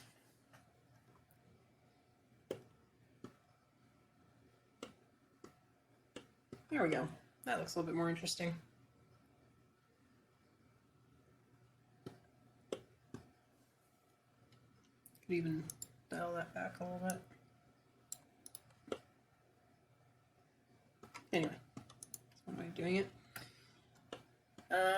For the handle, I'm not going to really bother again because I'm not going to bother with the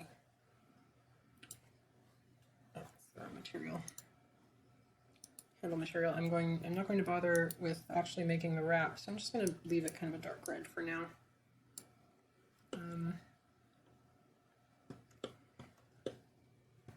Maybe let's make it look. Back to blade here. I'm just going to copy this.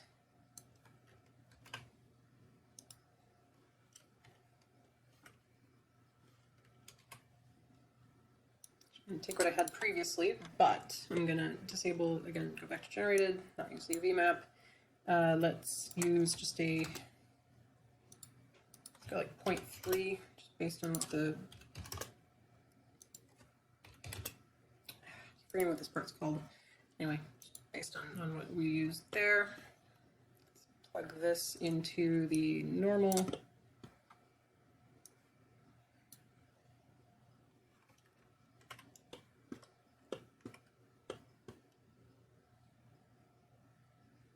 Come on.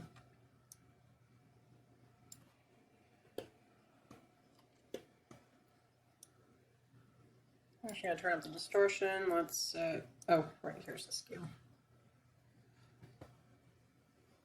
There we go.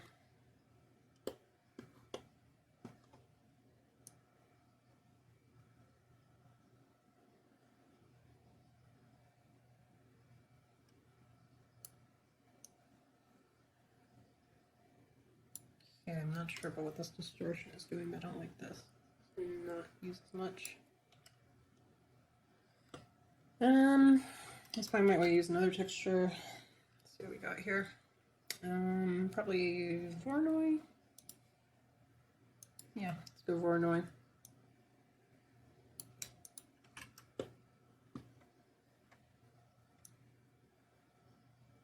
There we go, that's what I'm looking for.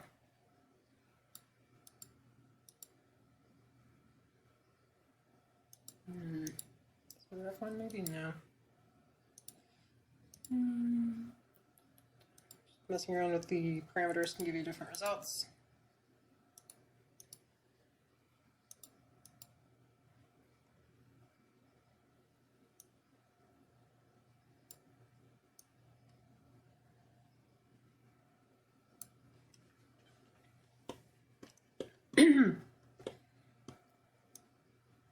Going to actually take the, leave these for now.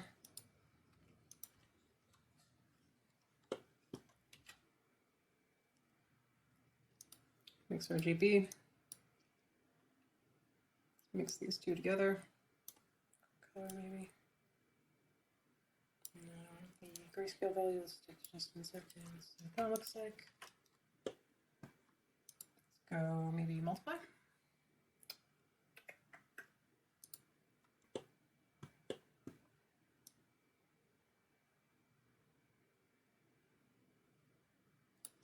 And I kind of want to sharpen this. Go color ramp.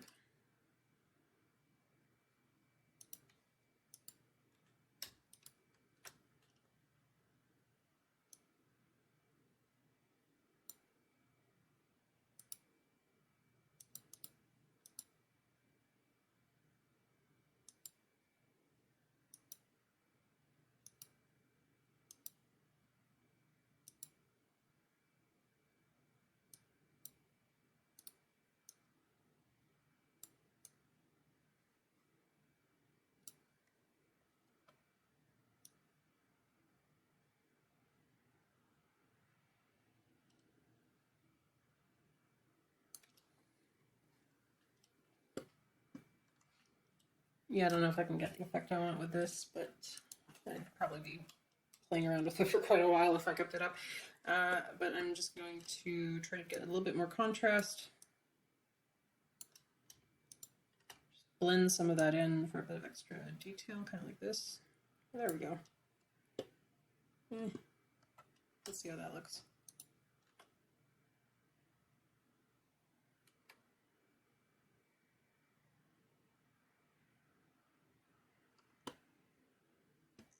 Not quite what I was looking for, but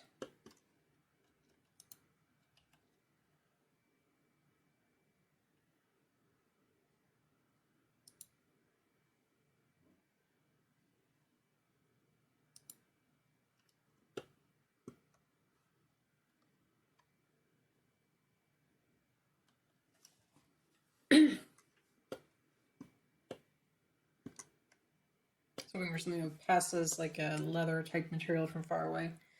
There are ways to do this. You need to really play around with these nodes, try to feed different textures into each other, and then you could get something similar. I probably have to do a bunch of vector math nodes. It's not my strongest point, but yeah, let's go this over mat. Make that nice dark black. Okay, now for the other type of texturing, I'm actually going to use some image textures I got earlier. So, where are you? Texture. There we go. I am just going to first off feed this color into the base color. This is going to need a UV map, so I'm actually going to do a couple things, but first let's go into the UV editing tab first. Sometimes I just wish I would synchronize the views between the different modes, but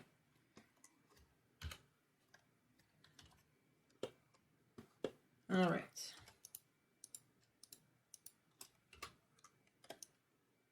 I'm going to select these faces because I want these to be UV mapped.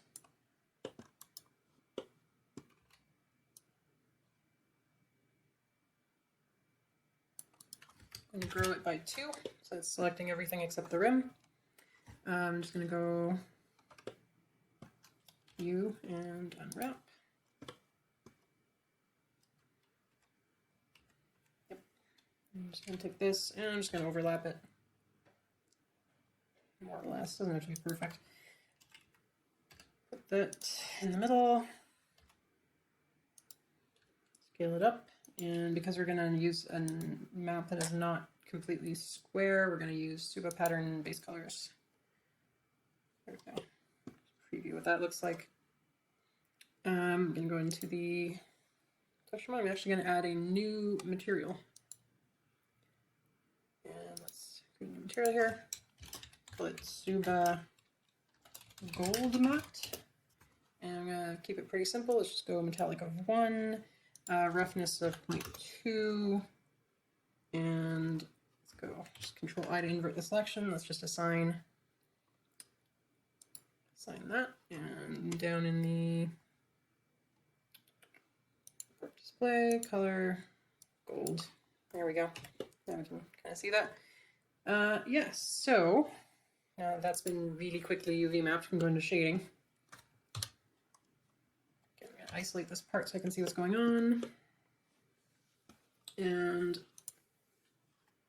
yeah. Suba matte, okay, image texture. Click this little, it's already imported into blend file. I can just click this and choose Suba pattern base colors. And there we go. We have a nice like an enamel artwork on here. Again, going back to the UV editing. Problem here is that it's going to kind of squish it because it's rectangular. So I'm just going to scale along the X, make it more or less 1-to-1 scale. Yeah, go back to shading. It should be a little less squished now. There we go. Looks good. So that is how you import texture. And right now it's just set to base color, so that's just the color only. The other thing I want to do, and again, it's going to use the UV map by default in this case because it's a UV map. I'm just going to duplicate this tab. What I want to do is choose the Suba bump map, and I want to choose the non-color data here under color space because it's going to apply gamma to it otherwise, and you don't want that if you have a bump map. Doesn't matter that much in this case. This was just something I quickly made in Photoshop from a free image on the internet. But I'm just going to go vector bump map. Take the color, plug it into the heights. And this is a black and white version of the image with the areas I want sticking out white and the areas I want to be kind of like baseline will be black. And I can preview what that looks like here. I'm getting this bump map. I think the strength is a little crazy. Let's just turn that up slowly. See what happens. Okay, let's plug that into the normal now. It's going to be the fake detail. It's not part of the geometry. And now if I look at it kind of sideways, you can see this is starting to stick out. So maybe I want to turn up the strength. Yeah, maybe, and you can even go past the slider bar if you put in a value manually. It's like 2, 4. 4. It's limited, you can't go too far, but you know, now it's sticking out. There's like a little bit of a effect to it. Another thing I'm noticing, these are a little small. So I could go back into the UV editing and just scale, just like these, just scale everything down. Then I can just press Z, and I'm gonna go to material preview so I can actually see what I'm doing. And I can just move this around. I don't know what this to look like. I like this. Okay, there we go. I can even make it different on each side just by island selecting L. I can grab the other one. And like the other side could be like this. You know, they look different on each side. Yeah. Shading again. So yeah, this already looks a lot better. There's a little bit of a rise there, and oh, I'm getting some pixelation here because I turned the bump up too high. Let's turn it back up down to 1. Even lower. Yeah, it's pixelated. It's just a JPEG. So you can kind of start to see these JPEG artifacts sticking out if you turn the bump up too high, unfortunately. Another thing that's going to make this stand out, I'm going to duplicate this again. Oh, and that's, I forgot to mention, that's Shift D to duplicate. I'm going to now select Suba Metal. I should be able to plug this directly into the, move this over here. Plug this directly into the metallic. Now the trim is going to be metallic. You can see it now, it's reflecting. The last thing I want to do is modify the roughness. So I'm going to duplicate that again. And let's go Suba roughness. It's just again, another black and white channel.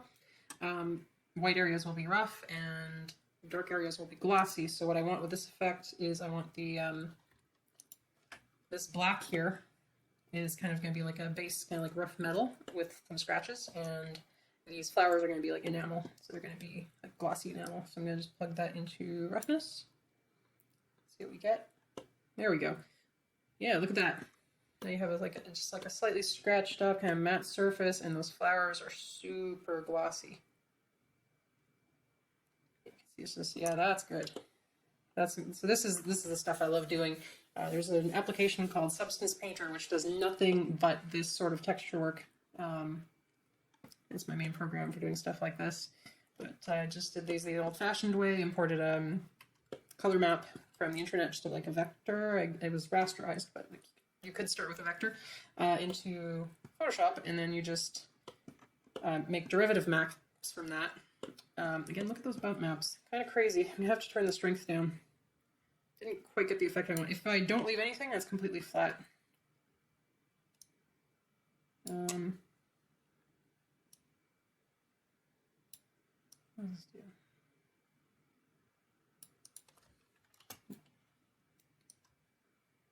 Try to get rid of some of that noise, but still keeps them the bump. Okay. Yeah, that'll have to do. Anyway, so you can kind of fake detail like that. Let's unhide everything. One problem is that this part of the Suba is actually not supposed to have flowers on it, so I'm going to go back into edit mode. Oh, it's not even part of the Suba. Let's go into edit mode on this handle.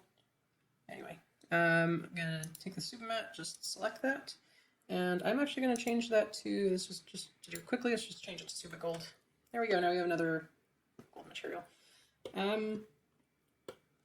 Yeah. You could do stuff here. Again, the handle's just going to be a complicated thing to properly,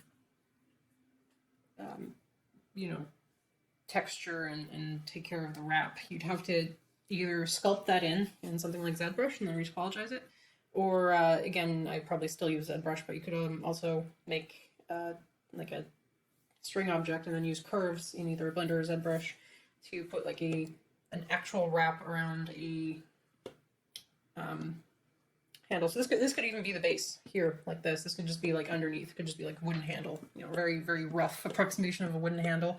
And you could put a curve around the handle. I might as well just demonstrate that real quick. So I'm just gonna take this here, go cursor selected. Let's add a, actually it needs to be another curve if I want to do it the way I'm thinking of. So yeah, let's do another curve. Circle. I'm going to leave that probably as is for now.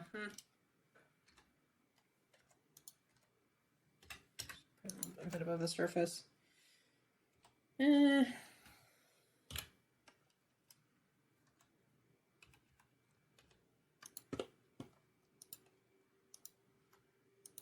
these two, scale them along this side. There we go, got a little bit more of a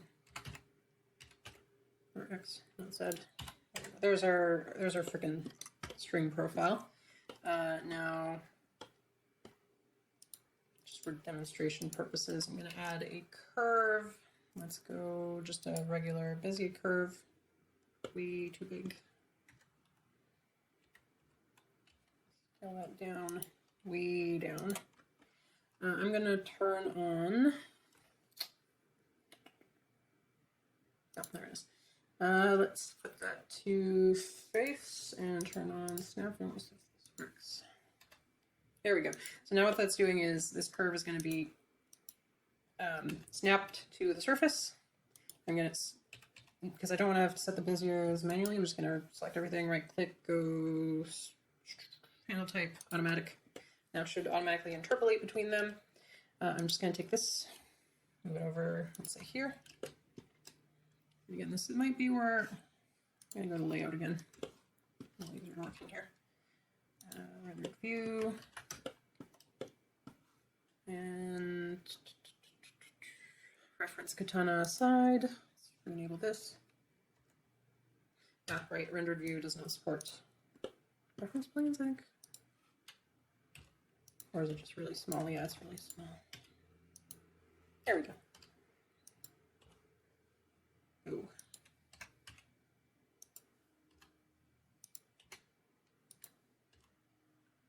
Might as well. Okay, back to the curve.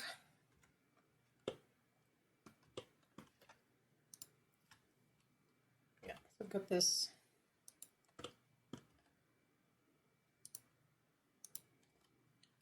Here.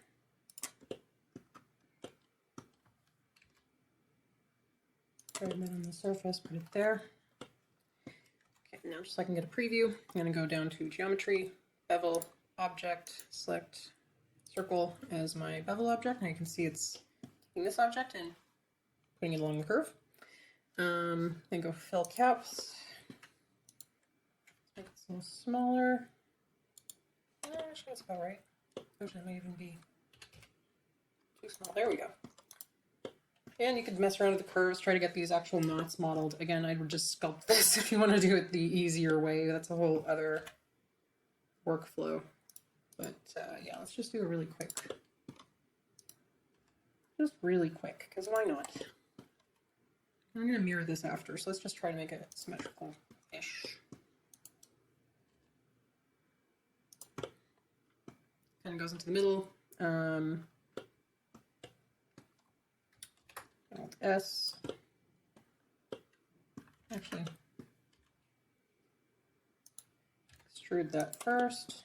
Alt S. Force that down into the inside of the handle. Let's move this.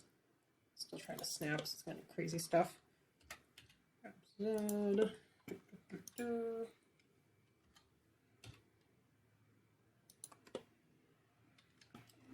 Kind of like that. Let's extrude it again. Put it kind of up like. It's not going to do what I want. Let's just duplicate it. Duplicate. Right click on it in the same spot. Extrude. Push up here. Now it's a different curve entirely. Let's go Alt S. Grab.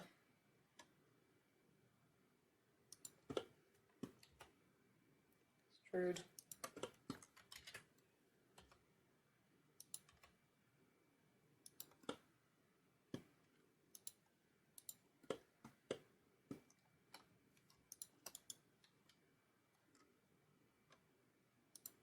Again, vector tools are pretty basic sometimes. Did it even give me a new point?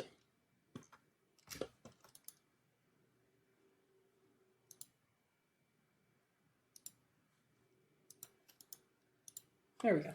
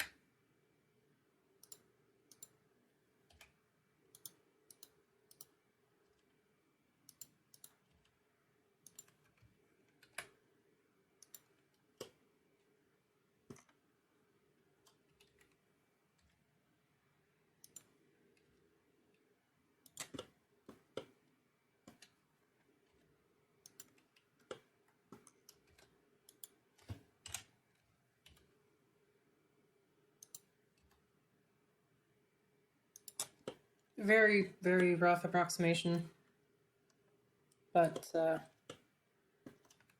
you know, let's do mirror. Set the set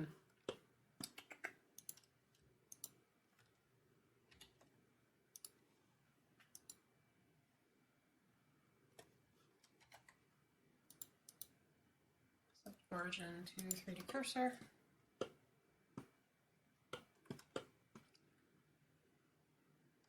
Did that not work?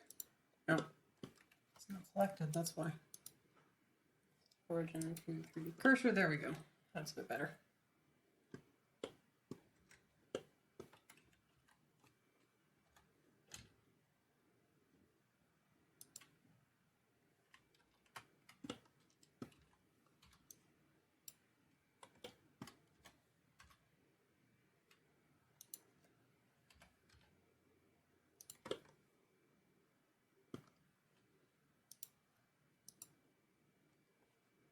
You know, let's just take this, let's go new. Let's take the copper material.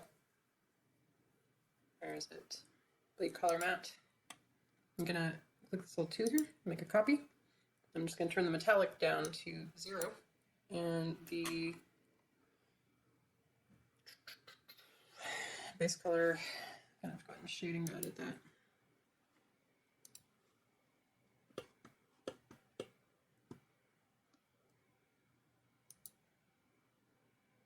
Change this color to a let's go kind of like this, but really dark. Then the other color, make it a bright red. Really bright red. Yeah, like that. A little less influence.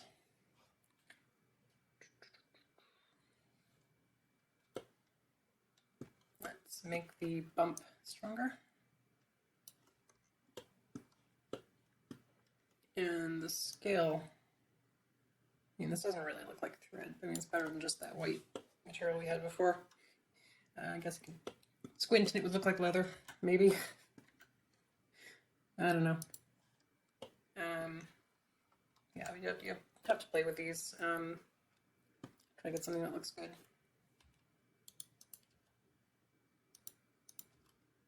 Trying to find the right point here. There we go. Something like that. Take this, add a modifier, array.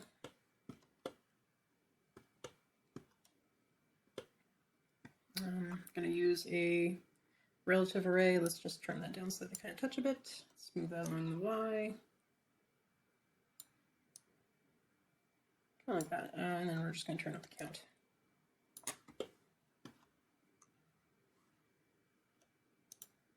That more or less covers the handle. I'm just going to rotate this along the set slightly. Again, really messy, rough, like rush job. But that's one way you could do this with curves. This has a lot of, it looks like it's wrapped in beef jerky. Oh my gosh. Anyway, you could theoretically, if you want to put more time into it, get a nicer weave here with curves. Get a, fix the mirrors, make sure everything's symmetrical, and then just go in and apply a texture, like I guess the jute texture. That would look like actual thread instead of, I don't know, beef jerky. Beef jerky or some sort of like dried tongue. I don't know what it's supposed to be. Whatever.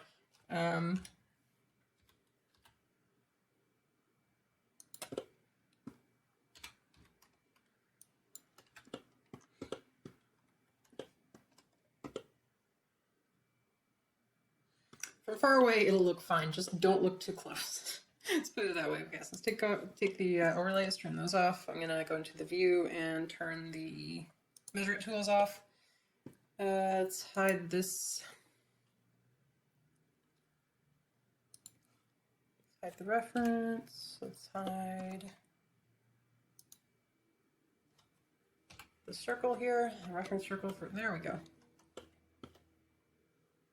And again, we're getting that Z fighting again. This is scaled up way too high for Blender to like render properly. Start getting these weird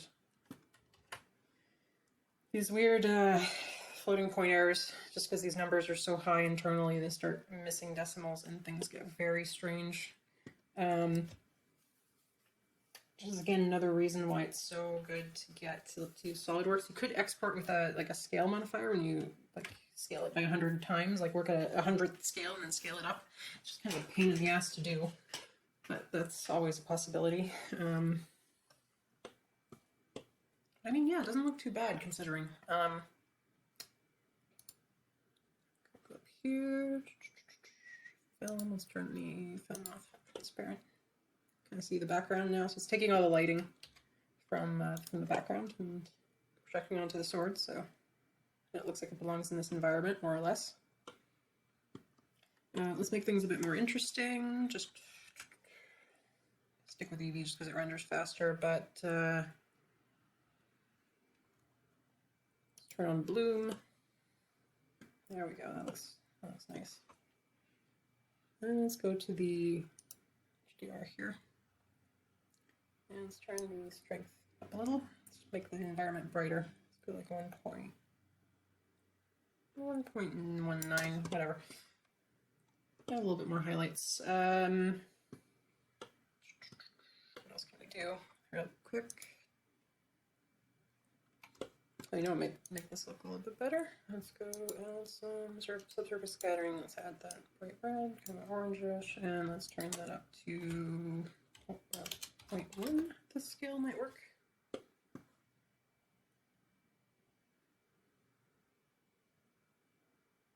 Recomputing. There we go. Surface scattering is samples. Let's bring it to like 9. Yeah, whatever. Enough. Also thinking this is a little glossy. Let's go and turn that down, or turn the roughness up to like 0.3. Oh, that's wrong material. 0.2. There we go. Roughness is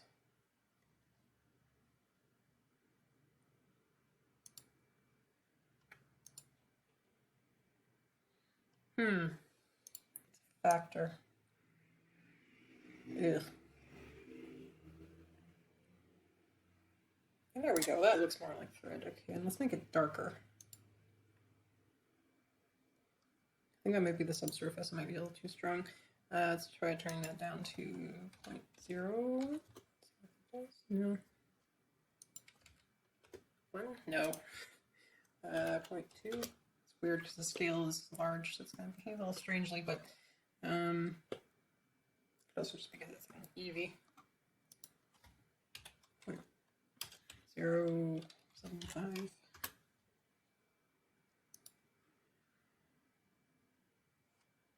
And the base color is still that color ramp. A little more red and a little darker. It's a little bright. There we go.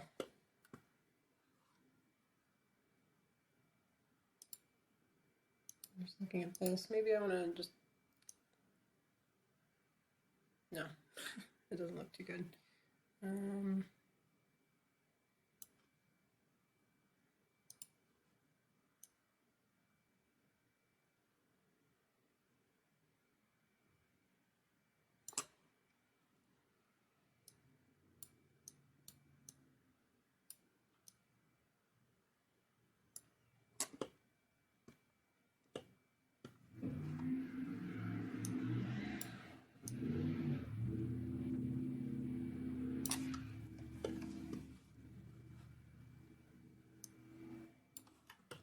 Yeah, as long as you don't look at it too close, you know.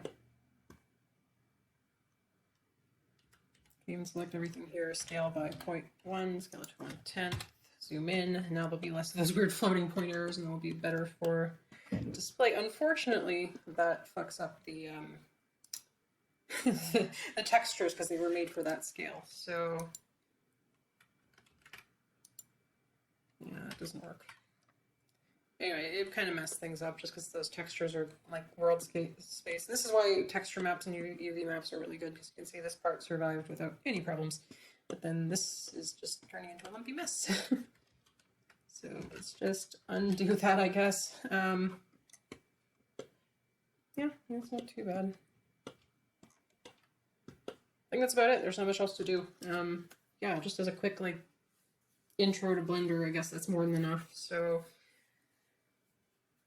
yeah, hopefully that inspires you to take a look. Again, it's not an engineering program like SolidWorks. It's more oriented for visual, but it is really useful for editing 3D prints, and I have made a lot of objects in it before with no issues. It's just there are features that are present in one application that are not in the other, and it goes both ways. It's like using the wrong program is kind of like using a Swiss Army knife. You can do it, but like you can get a job done with a Swiss Army knife. But if you need to install a shelf and all you have is the little screwdriver on a Swiss Army knife, well, that's not going to be very ergonomic or efficient. Whereas if you have a power drill, you could get that done pretty quickly. Ideally, you'd want to use both programs together so that you can use both their strong points. The big thing there is, of course, price tag on SolidWorks is quite high. I know I can't justify buying it after the class, so you know, there is that. But at least there's Blender. All right, have a good night.